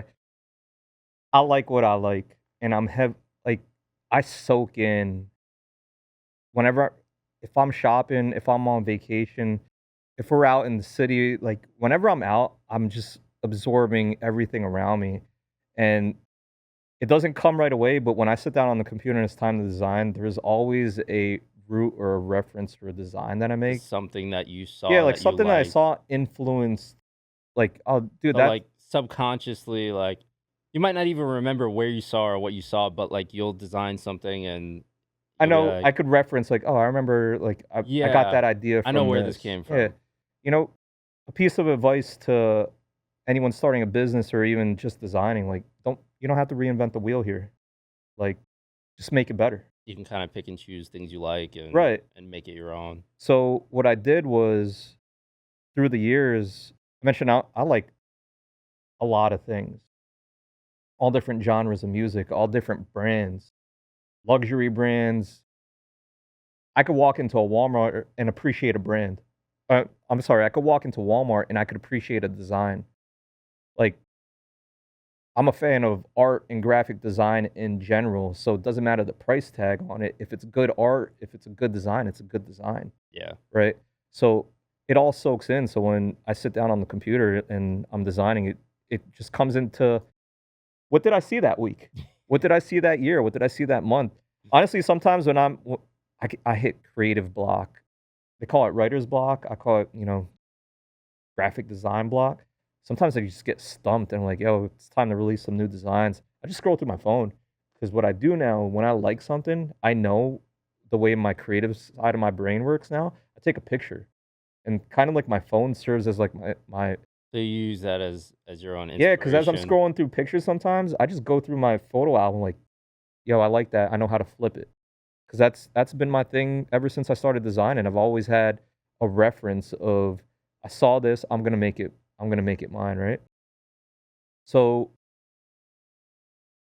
to answer your question in short, it's the designs of the brand have constantly evolved, and my partners, they used to give me shit about when we first started, like, "Yo, if we're a real brand, then why don't we release in seasons like a real brand? Every real brand has a summer line, has a winter line.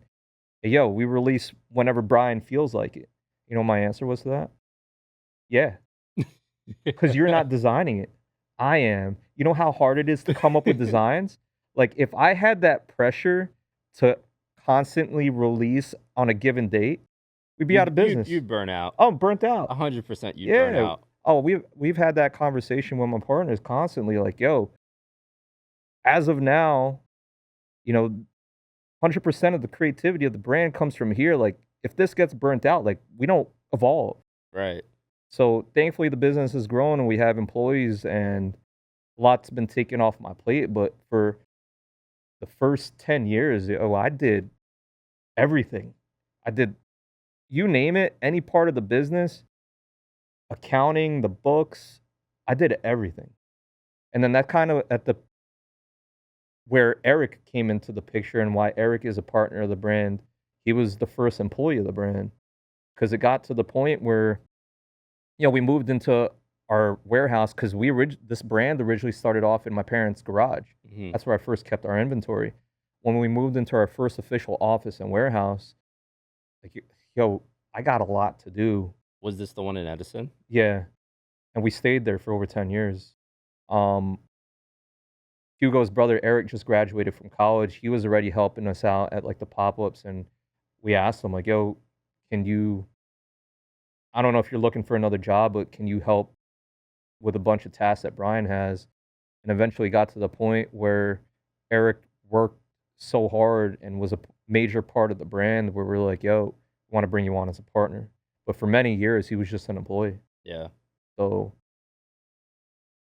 from Eric, we grew into building a team of our warehouse team that helps fulfill our orders online because when the brand originally started, we were just doing pop-ups at events selling out of the tent, and then we started the e-commerce store. Eric was doing the fulfillment, but then when it started growing, we had to hire more help. So again, just learning along the way. You mentioned usually when you see things, so now you take pictures, but before it was just like when you see things, and the first thing that when you see things, that's kind of your inspiration later down the line subconsciously to come up with your designs. The first thing that came to my mind is the palm trees, which leads into my follow-up question of like how do you keep things fresh? Like how do you come up with new ideas, new designs, new products to release or potentially release? Like, how do you keep things fresh? And I know, or I have an idea because you just came back from Hawaii, and we had a phone conversation just yesterday where you were telling me that I'd be proud because like you were in the creative zone and you just went to the beach to like try and absorb that essence. So talk a little bit about how you keep things fresh and you like to come up with, or what you do to kind of unwind and reset and come up with new ideas. A piece of me is in this brand, and you mentioned the palm trees. Even though we're in Jersey where palm trees are very rare, I do my best creative thinking in beach type environments for some reason. And you mentioned Hawaii. Maybe because you're a Pisces. I'm actually an Aries. Oh damn, even worse. I take that back. We've been going to Hawaii annually for I think 15 years now. Thanks to my parents. They have a timeshare out there, so we go out there every year. And for some reason, every time I go out there, which is usually a week at a time, I leave with a laundry list of creative ideas. That's why I love Hawaii so much. And that's honestly why palm trees are part of this brand now. Because for me, palm trees represent Hawaii. Every time I leave Hawaii, I want to say I do 75% of my creative thinking in that one trip. And everything that you see trickle out throughout the year was because of what I came up with That one on that trip. Yeah. And I just came back from Hawaii, 2 weeks ago?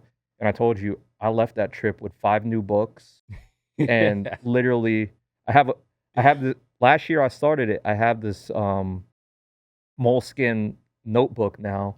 That's my dedicated creative book. And whenever I get ideas, I jot them in there because I'll come up with a concept and I won't hit it that night, but I'll get to it.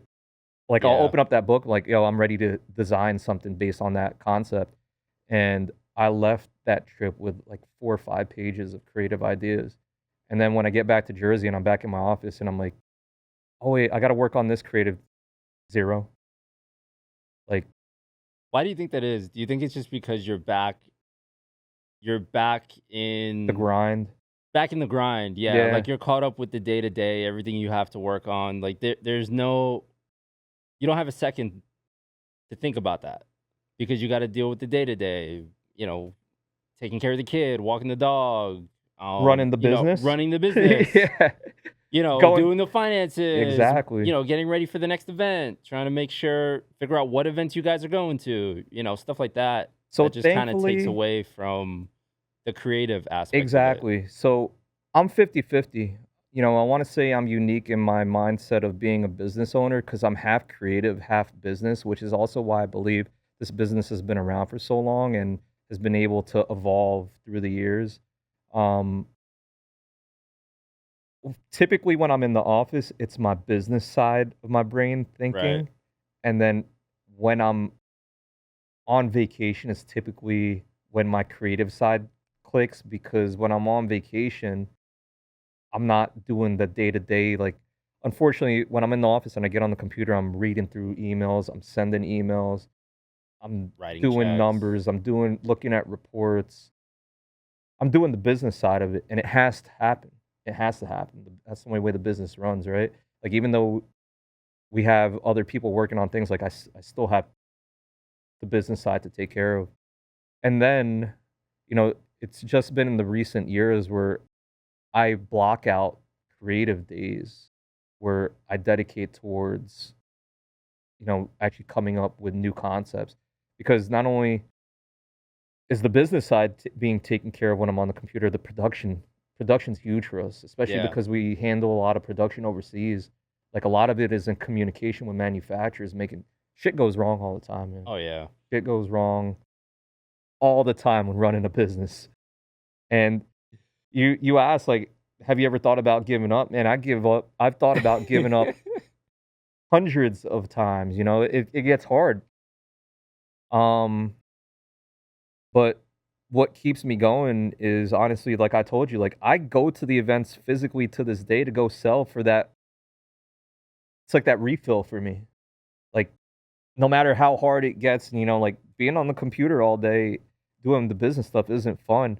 But when I go to the events on the weekend, I get to watch the racing, be around the racing, smell some fumes, gas fumes, tire smoke, watching people appreciate the products firsthand. Like that refills me. I go back into the office Monday recharged.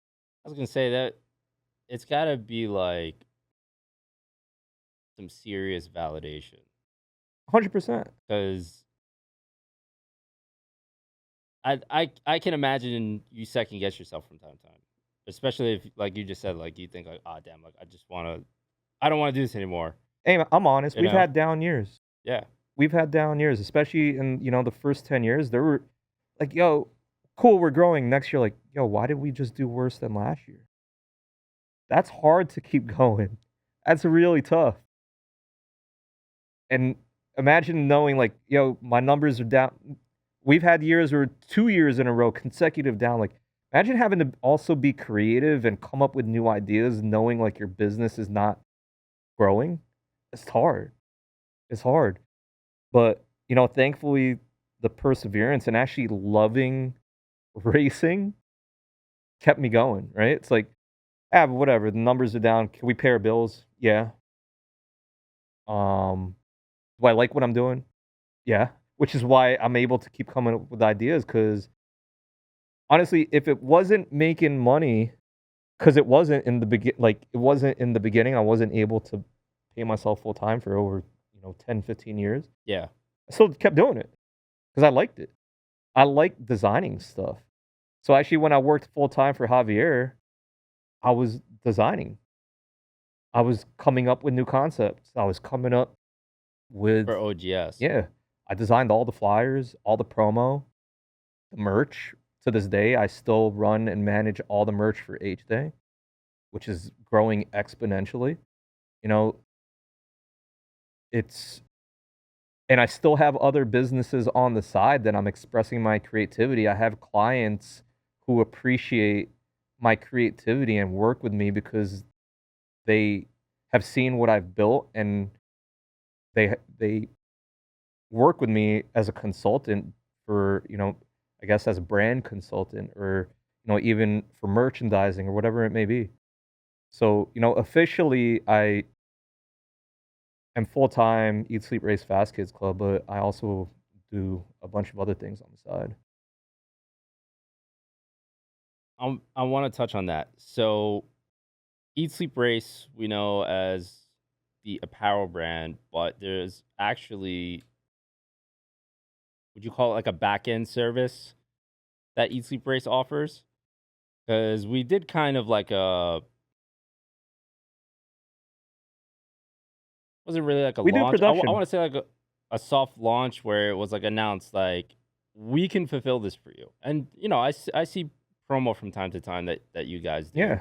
When we moved into this warehouse, it was during COVID.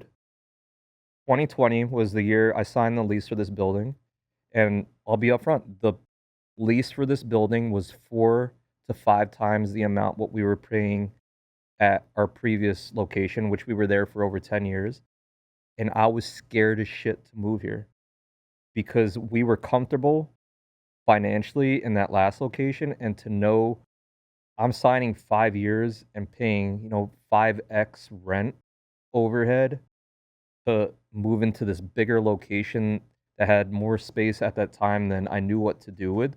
Like, how can I 5x this business? Even how can I 2x it? Because I thought at that time, like, yo, I'm doing everything I could do, and it's growing at the pace that it's growing, but it's not, I can't 2x it overnight. Yeah. COVID happened and a new business opportunity opened at the same time. I started getting calls from friends in the industry asking me about making apparel, asking if I could do designs for them because they were also looking at other ways to generate revenue because their sales were down because COVID hit, and they lost some ways of making revenue, so they wanted to get into making apparel. Right. So it was a new opportunity that presented itself. So rather than the design was one thing, so I took on the freelance work of coming up with Designing stuff for them. designing for other brands, which I already always did on the back end for other brands, other businesses. But now we took on the production side. So rather than handing off the design and be like, all right, you go find a screen printer to work with, I built relationships with my screen printers for over Past 20 20 years, years. who their sales were down at that time as well at COVID. So you So became the middleman for both of them. so now Eat Sleep Race does production fulfillment because at that time we also had some clients who were like, cool, you made it. We don't know nothing about selling apparel online, fulfilling it. Like, Shipping who it, could you recommend us to? I got this do it for you, location where set we it up. do it for ourselves already. So what do? We learn how to be a 3PL service. We learn how to produce, fulfill, customer service. So now we're constantly taking on new clients, handling, merchandising. So this question comes from me knowing the kind of person you are and how innovative you are. And I feel like once you see something is successful, you have to find a way to adapt that to Eat Sleep Race. And that's why I think you've been so successful over the years. How has marketing changed over the years? And like, what have you noticed in terms of it? Or like, what have you adapted over the years that you've seen has been successful? What are some of the things that you tried and maybe failed to get the Eat Sleep Race name out there from originally having started just selling out of the back of your Civic? Like, what are some of the things that changed over the years? Like social media taking off. You know, I know you guys did that video with Ryan Turk that like went viral, and then it just plateaued for a while. And then, what are some of the phases in marketing and getting your name out there? Lots happened in 20 years, man, for marketing. We're talking about when this brand initially started, websites weren't Started on a the thing. forums. Yeah, it was social media didn't exist when I started, Yeah. like promoted by printing out flyers. Like, And nowadays, like, you won't yield as good a result handing out a flyer, oh no. going to PRI. Now it's all like QR codes, and if anybody even wants to scan the QR code. So Man, I don't even know where do I start here. This is kind of like this is a tough question because from well, originally starting out handing out flyers at the event, going to the events was the only way to get the brand known outside of our community, our local community. Traveling outside, going to different tracks. I mean, we still do that to this day. Um, how about if we went with back then versus now? We went through the evolution of MySpace, the forums, Facebook in its heydays, Instagram, TikTok. I mean, everyone knows the evolution of social media, and it was just being able to be an early adopter to the platforms and not being.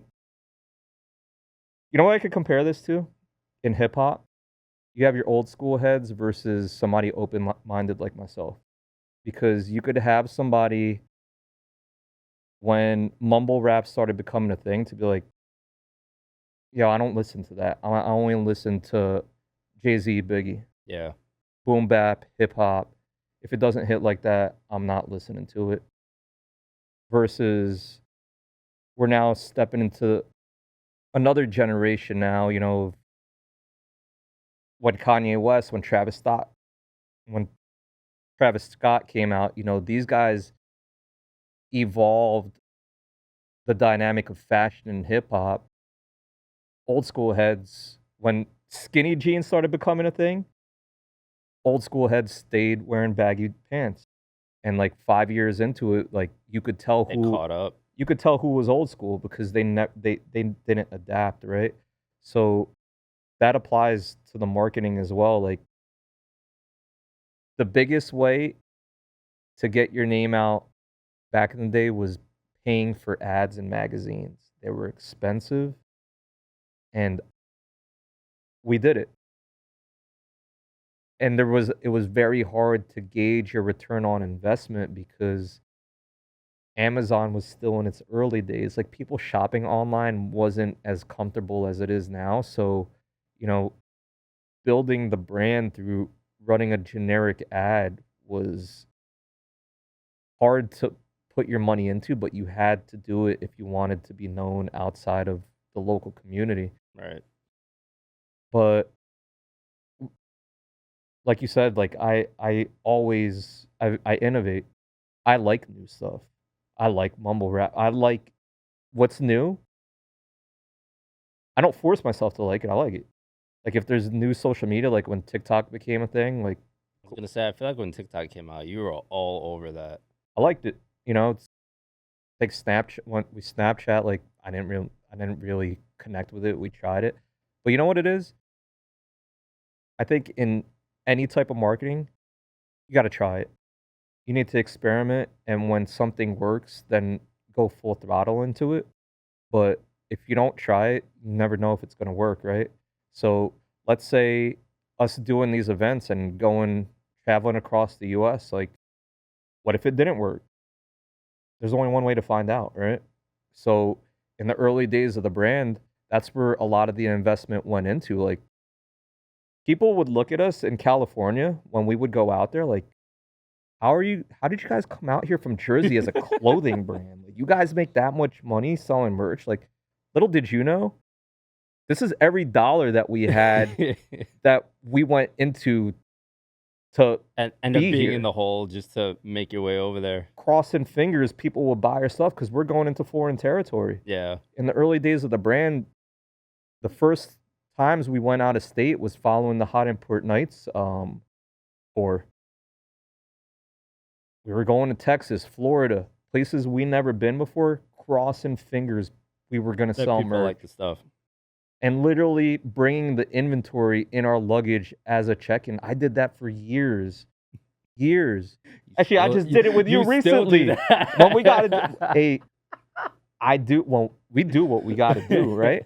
To this day, we still check in inventory when we We're need to coming do back it. from California. Brian's like, I need you to check this bag for me. What is this? Don't worry about it. Check it. You're under my reservation. Exactly what TSA tells you not to do. Free checked bag. Don't worry. Just take Yeah. it. Like, But I'm telling you, yeah, like I tried every type of, marketing. Some like when things work, we still do it to this day. Like going to the events worked, so we still do it. Email marketing started it when it wasn't even a thing, and we're still constantly building our list. Text marketing is a thing. Obviously, social media is a thing. We put more effort onto different social media pages versus others because some work better for us, some work better for other brands. We started doing this podcast as an experiment because you wanted to do it, and this is a form of marketing, but we enjoy doing it. yeah. So it's also another thing, right? We've tried types of marketing that I didn't. I'm like, nah, man, like I'm Not getting, about it. I Not I with don't it. like it. It probably wouldn't have been in our best interest to keep going with it, but because I just wasn't about it. Doesn't sit right. You know what? Feel dirty. Like No, not even that. Not even that. Facebook marketing, right? Facebook advertising. Yeah. It works. I did it for like 4 or 5 years, and But it's not every the time same I had anymore, to though. work on setting up the campaigns, I hated it. I literally griped having to update ads, whatever it may be. That finally I was like, hired an agency. Google Ads, tried it myself, hated doing it, hired an agency. So it's not, that was my problem for many, many years trying to grow this brand. I wanted to do everything myself. Yeah. I burnt myself out. And thanks to my partners, like, yo, they would pick up on things like, yo, Bri, you haven't changed the ads in months. Like, I found an agency. And sometimes it's even bumping heads like, yeah, I get it. I don't know who to work with. You don't know who to work with. gets kicked Got to out the door. start somewhere. That's business, man. That's business. That's part of the behind the scenes that no one ever knows about. There's a bunch of things that we should be doing that we're not doing yet because we just haven't found the right person or team or agency to work with, you know? I'm here to say, you know, we're not perfect. We could probably be way bigger than what we are, but we're growing at the pace we're growing at because I'm just happy to still be here.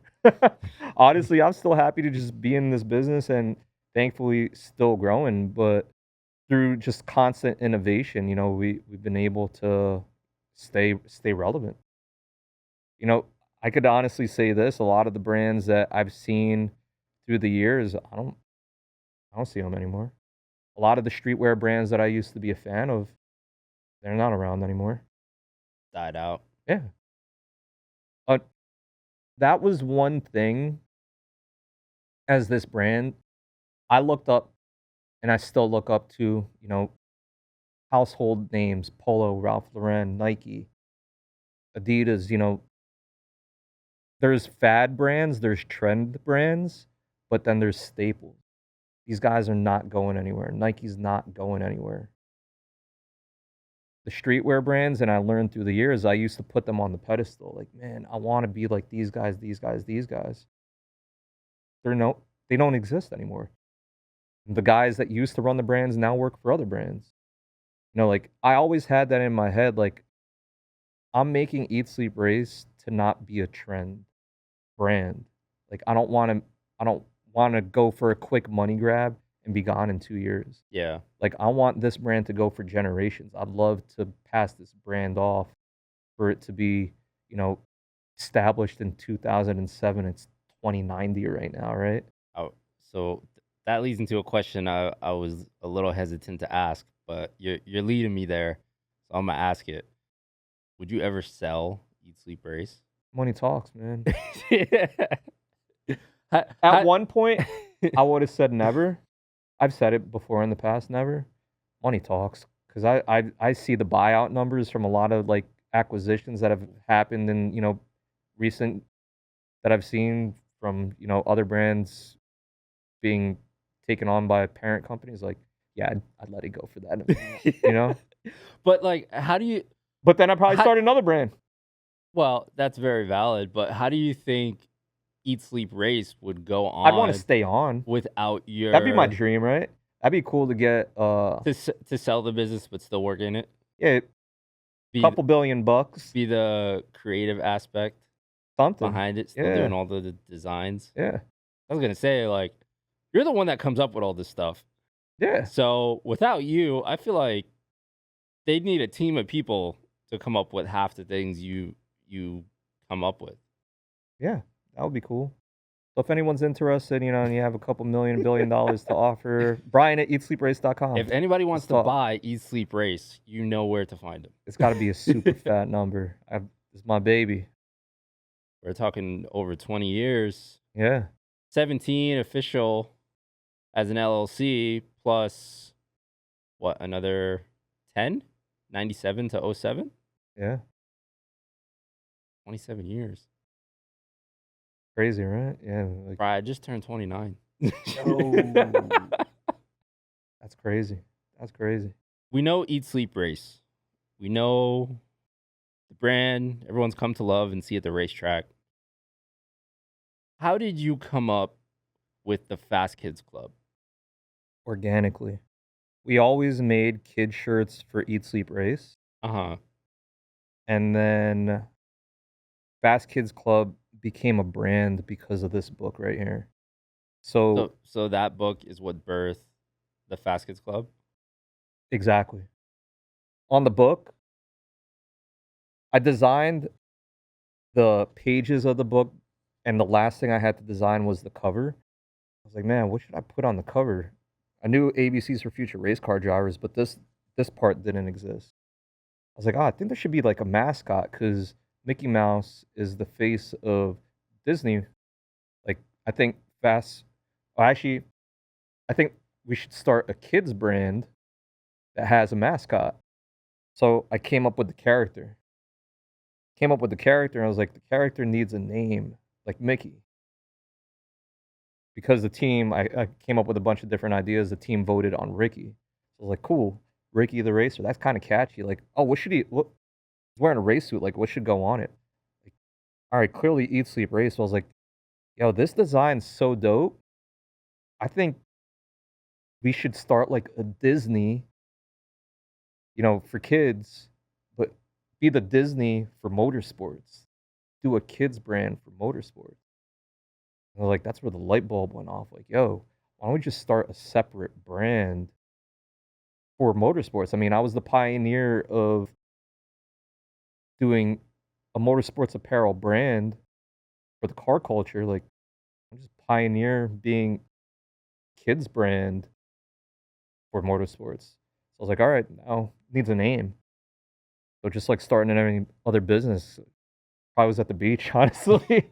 It probably was in In Hawaii. Hawaii. It probably was. Where I got the idea. I was like, Fast Kids Club, that's catchy. Right? I want to be part of it. Something I want to be part of.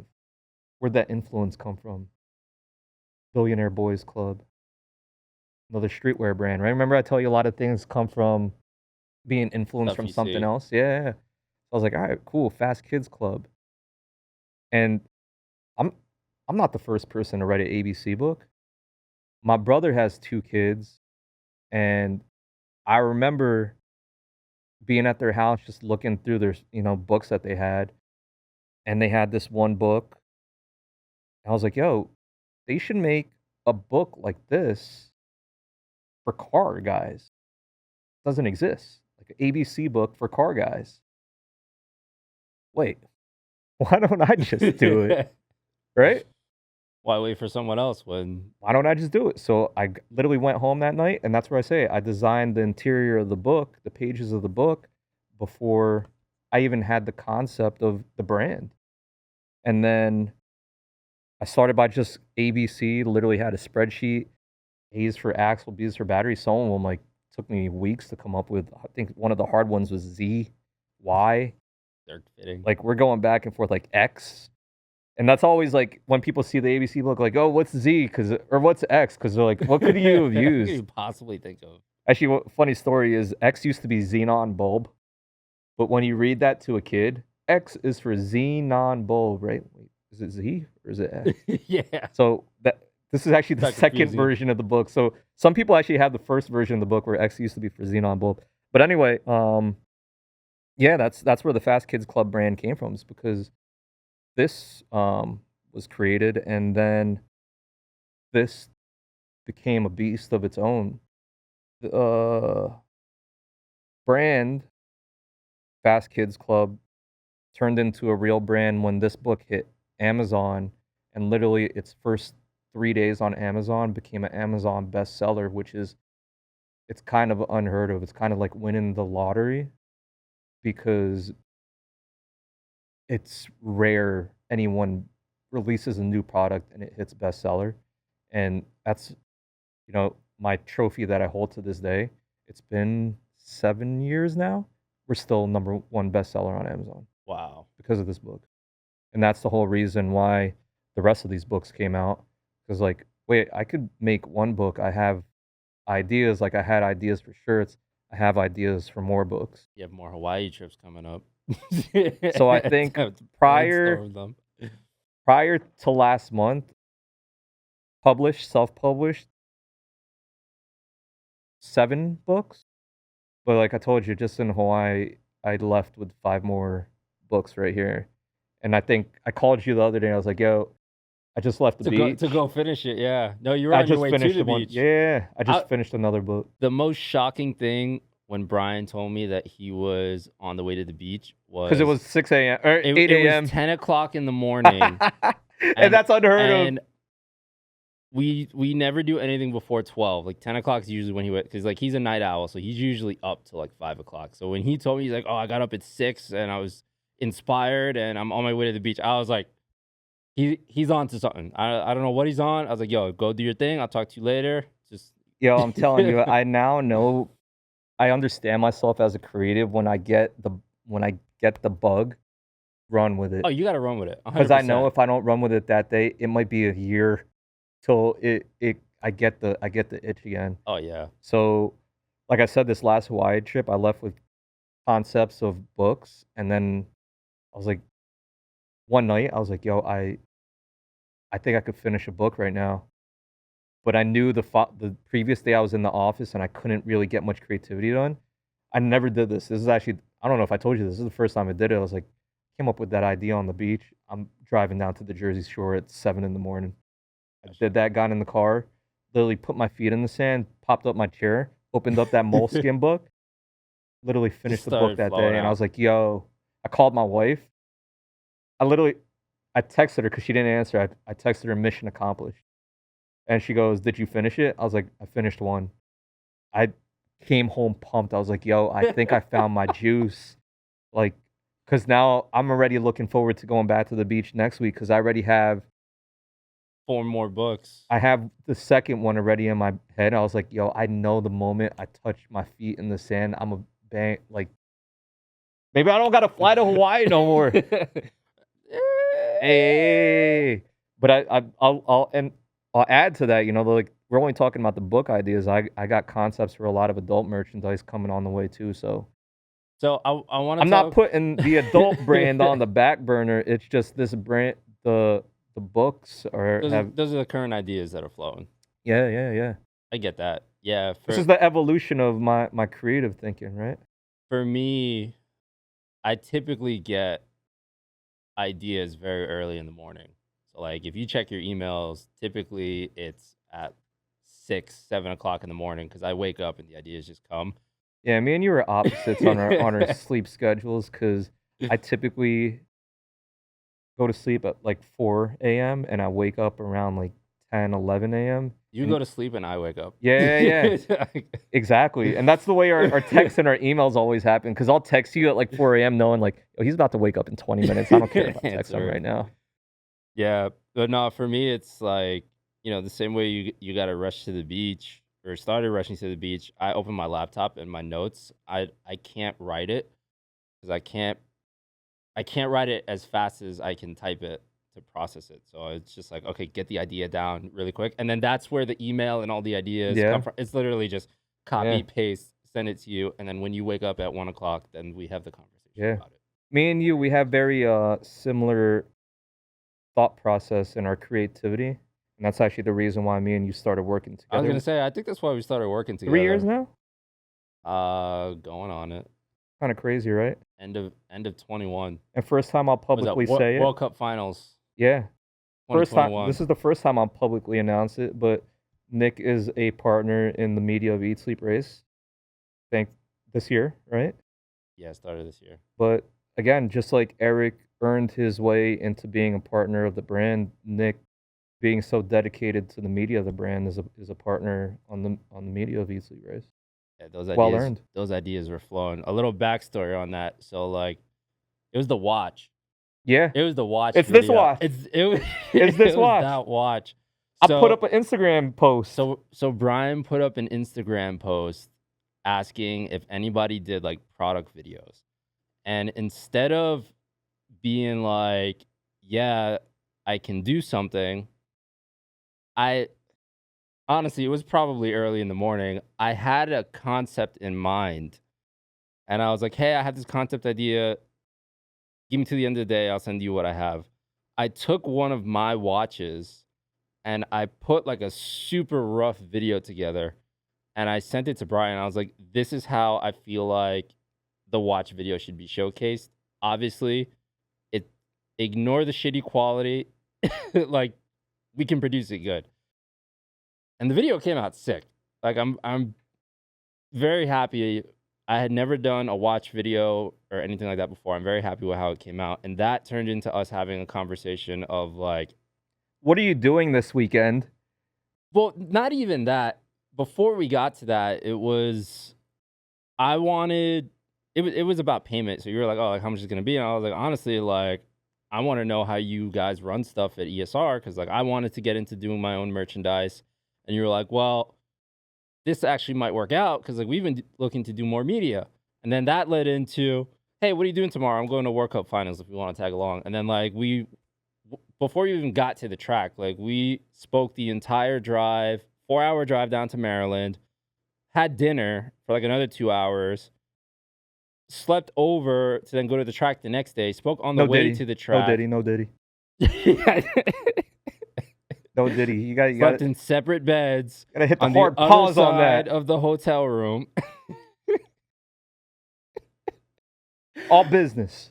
Came up with ideas at dinner, shot them the next day, and then just continued the conversation the entire way home. And then here we are almost 3 years later. And I still feel like that conversation that we started with just ideas on day one We is still have those still happening conversations. to this day. We're still coming up with new ideas and innovating and emailing which each is why we other work. Yeah. at random And hours. I think there's a lot of lessons to be taken away from that.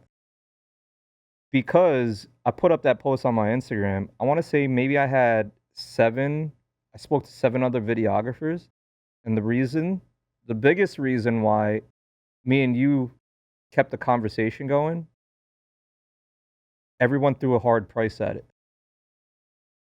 How Oh, much are you yeah. going to pay? I went into this with like I have no idea how much this is gonna cost. I was just like I came up with a number too, and I think I even told you I was like, on average, this is probably what I would charge you for, and But you we even didn't committed to it we without didn't even asking about it. you sent me that price after you sent the example. No, I sent you that price after I sent you the finished video. Right. Which is what I'm getting at here, right? Because the other 6 videographers, before I even knew what they were capable of, I checked out their Instagram page. That'll cost you X dollars. You responded with, I have an idea, sent a rough video, baited me, like, yo, that's sick. Now I need to know how much it is, right? I asked you how much it is rather than the other guys come back and like, how much are you going to pay me? I think there's a big lesson to be learned there because in my history of building my network and growing my business, I did a lot of things for free. Oh yeah, To 100%. this day, I still, You have to. yeah.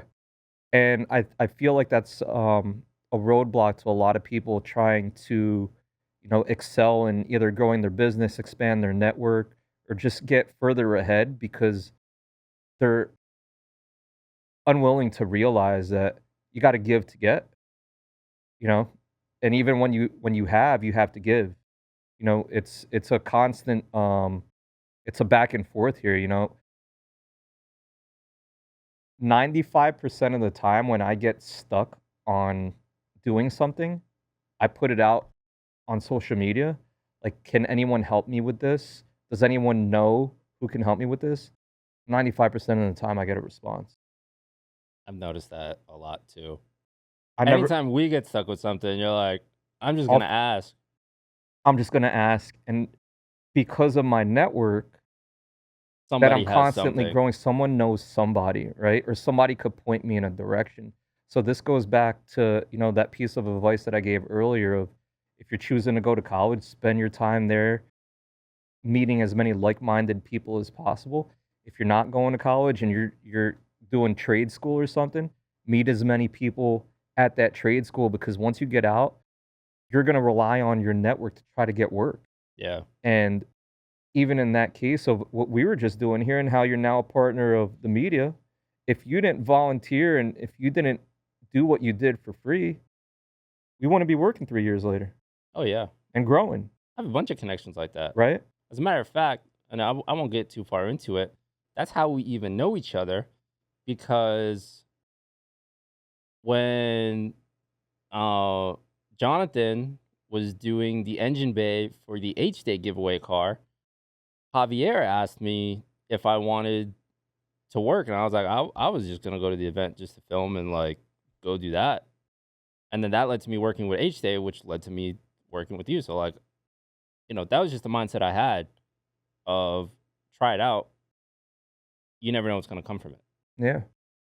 And that's also, you got to value your time as well. And then there's a hard stop point of, if someone just always Oh yeah. expect free from you, then like, nah, bro, you gotta cut the line Yeah, of sooner than course. later.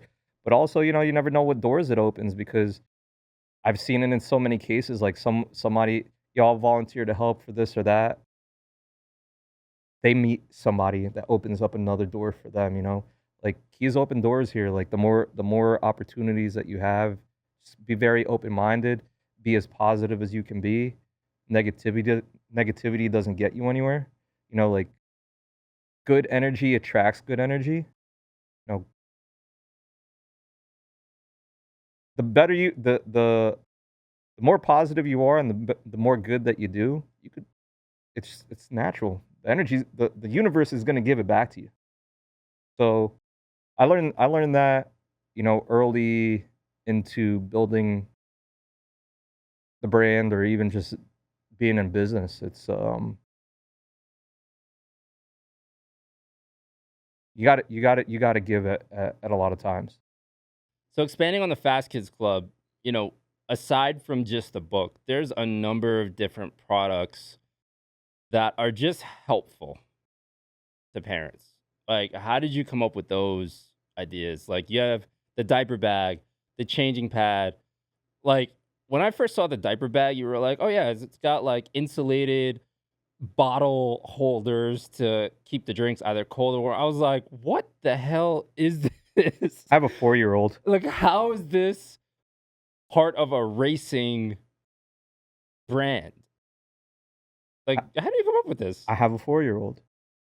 And like I said, the brand happened organically. My brother had kids, which is how I came up with the idea.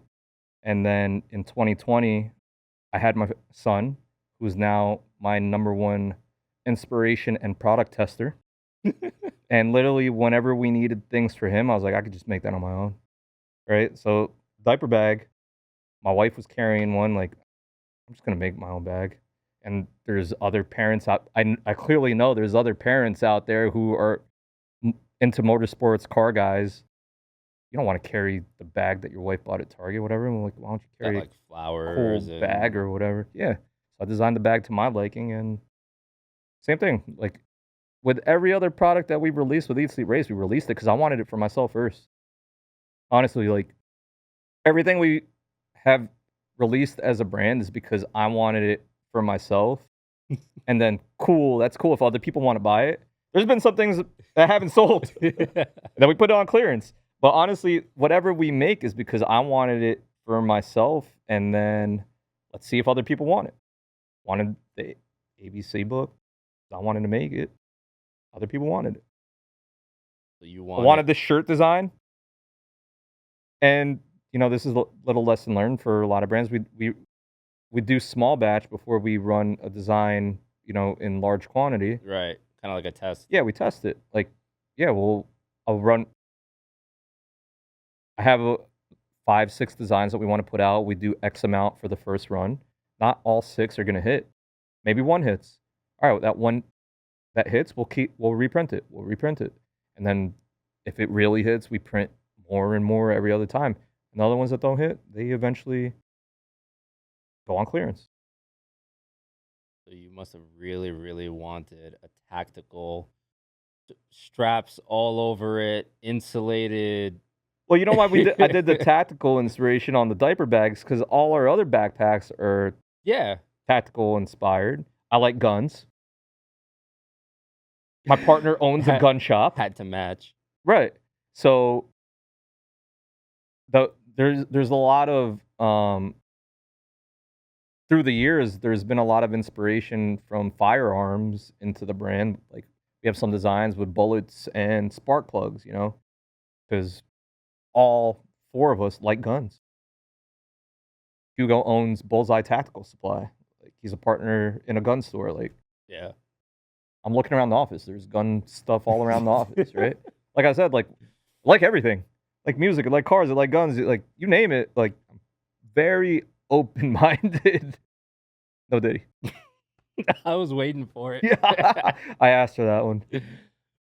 If someone wants to get into creating their own merchandise or starting their own brand, what are 5 tips that you have? Number one, before you get into the merchandise, I would recommend identifying your consumer and building a community before releasing product. It's much easier to have a community to sell to versus have a product and try to find a way to sell it to, or try to find the community to sell it to. So, like niche it down, you're saying, or You figure don't out the know. demographic. I have so many people come up to me like, "Hey, I have this design for a T-shirt. I want to start a brand." I say, "Don't do it." And I'm realistic to say that one T-shirt is just a design. Who are you gonna sell it to? I don't know. Someone's gonna like it.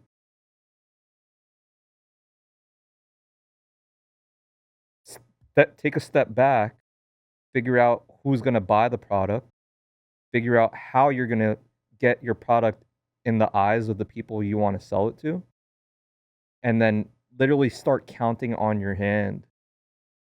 If I make this design, do I who are gonna be the first 50 people who are gonna buy it? If you don't know who's gonna be your first 25 people, I wouldn't even invest my money into it. You're gonna be sitting on 25 shirts. I'm gonna post it on Facebook. I'm gonna post it on Instagram. You're you're fishing. You're literally throwing your bait into the ocean and hoping someone buys your product. What if you already built a community where people support you, and now when you announce it to that community that you have, "Hey, I have a new T-shirt design." Boom. You already know whoever's in this Everyone's gonna buy community it. is gonna buy it. All right, so that's tip number one. Tip number two. Always look back at tip number 1.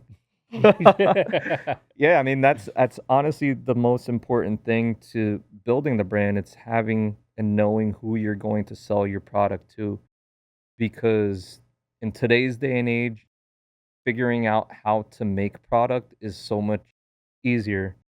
The resources out there are so abundant to make merchandise that, it's you don't have to go to school for it. You don't have to spend a lot of time to figure out how to do it.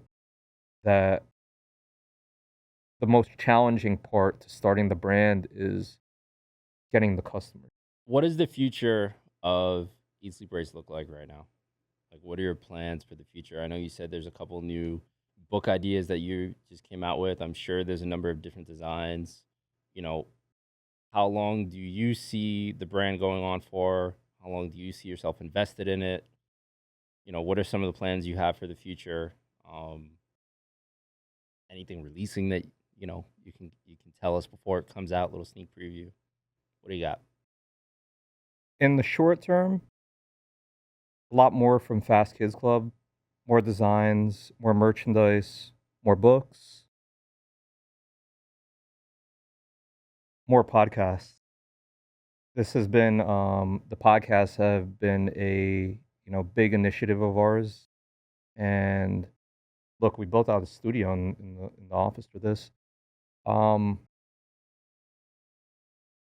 Honestly, like, people asked this question in the past, like, I wouldn't even be able to tell you where Eat Sleep Race is today 5 years ago. Like, would you have pictured the brand where it is today 5 years ago?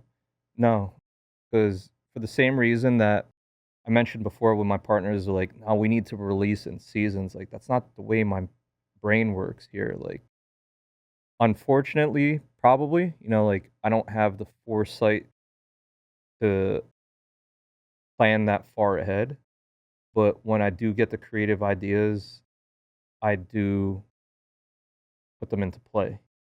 So, like I said, I'm always into trying new things, and for the same reason that we tried the podcast, and when I noticed, like, I like the production, I like how things are progressing with it, we went into it full throttle. When I noticed, like, the book was a hit, I went full throttle into making more books. When I noticed the kids brand was a hit, I went full throttle into making more merchandise. You know, I didn't know I was gonna be doing merchandising and production for other businesses as a dedicated part and branch of this business 5 years ago, but out of spontaneity need was created, and that's another large part of the business. It's like, so what is my goal? To grow. honestly, to keep progressing, to not go backwards. And in that, in its own, that's a huge goal and it's a huge challenge. But grow the team, keep working with more creative people. Thankfully, we have an awesome team that we work with as is, and just continue to grow that team. That's a wrap. Yeah. Till the next podcast, because I'll be your host on the next episode, probably. Hopefully. Yeah, well, if it's not me, it's going to be Francis or So- Hugo or Eric. A lot of pressure. Yeah, I don't really host these like that. Yeah, This was welcome fun. back. This was fun. All right. If you guys like this episode, make sure to like, share, comment, subscribe. I'm on Instagram at BrianESR. He just stole the show. Nick is on Instagram. Which one you want them to follow you on? Whichever. They'll be here. There'll be a graphic if you're listening on Spotify or Apple, at Nav Lifestyle Media or at Nick_P and several more underscores. And I also mentioned you got to give to get, right? So if any of this clicked with you and you have any further questions, if I could give any insight, advice, DM me. Let's talk.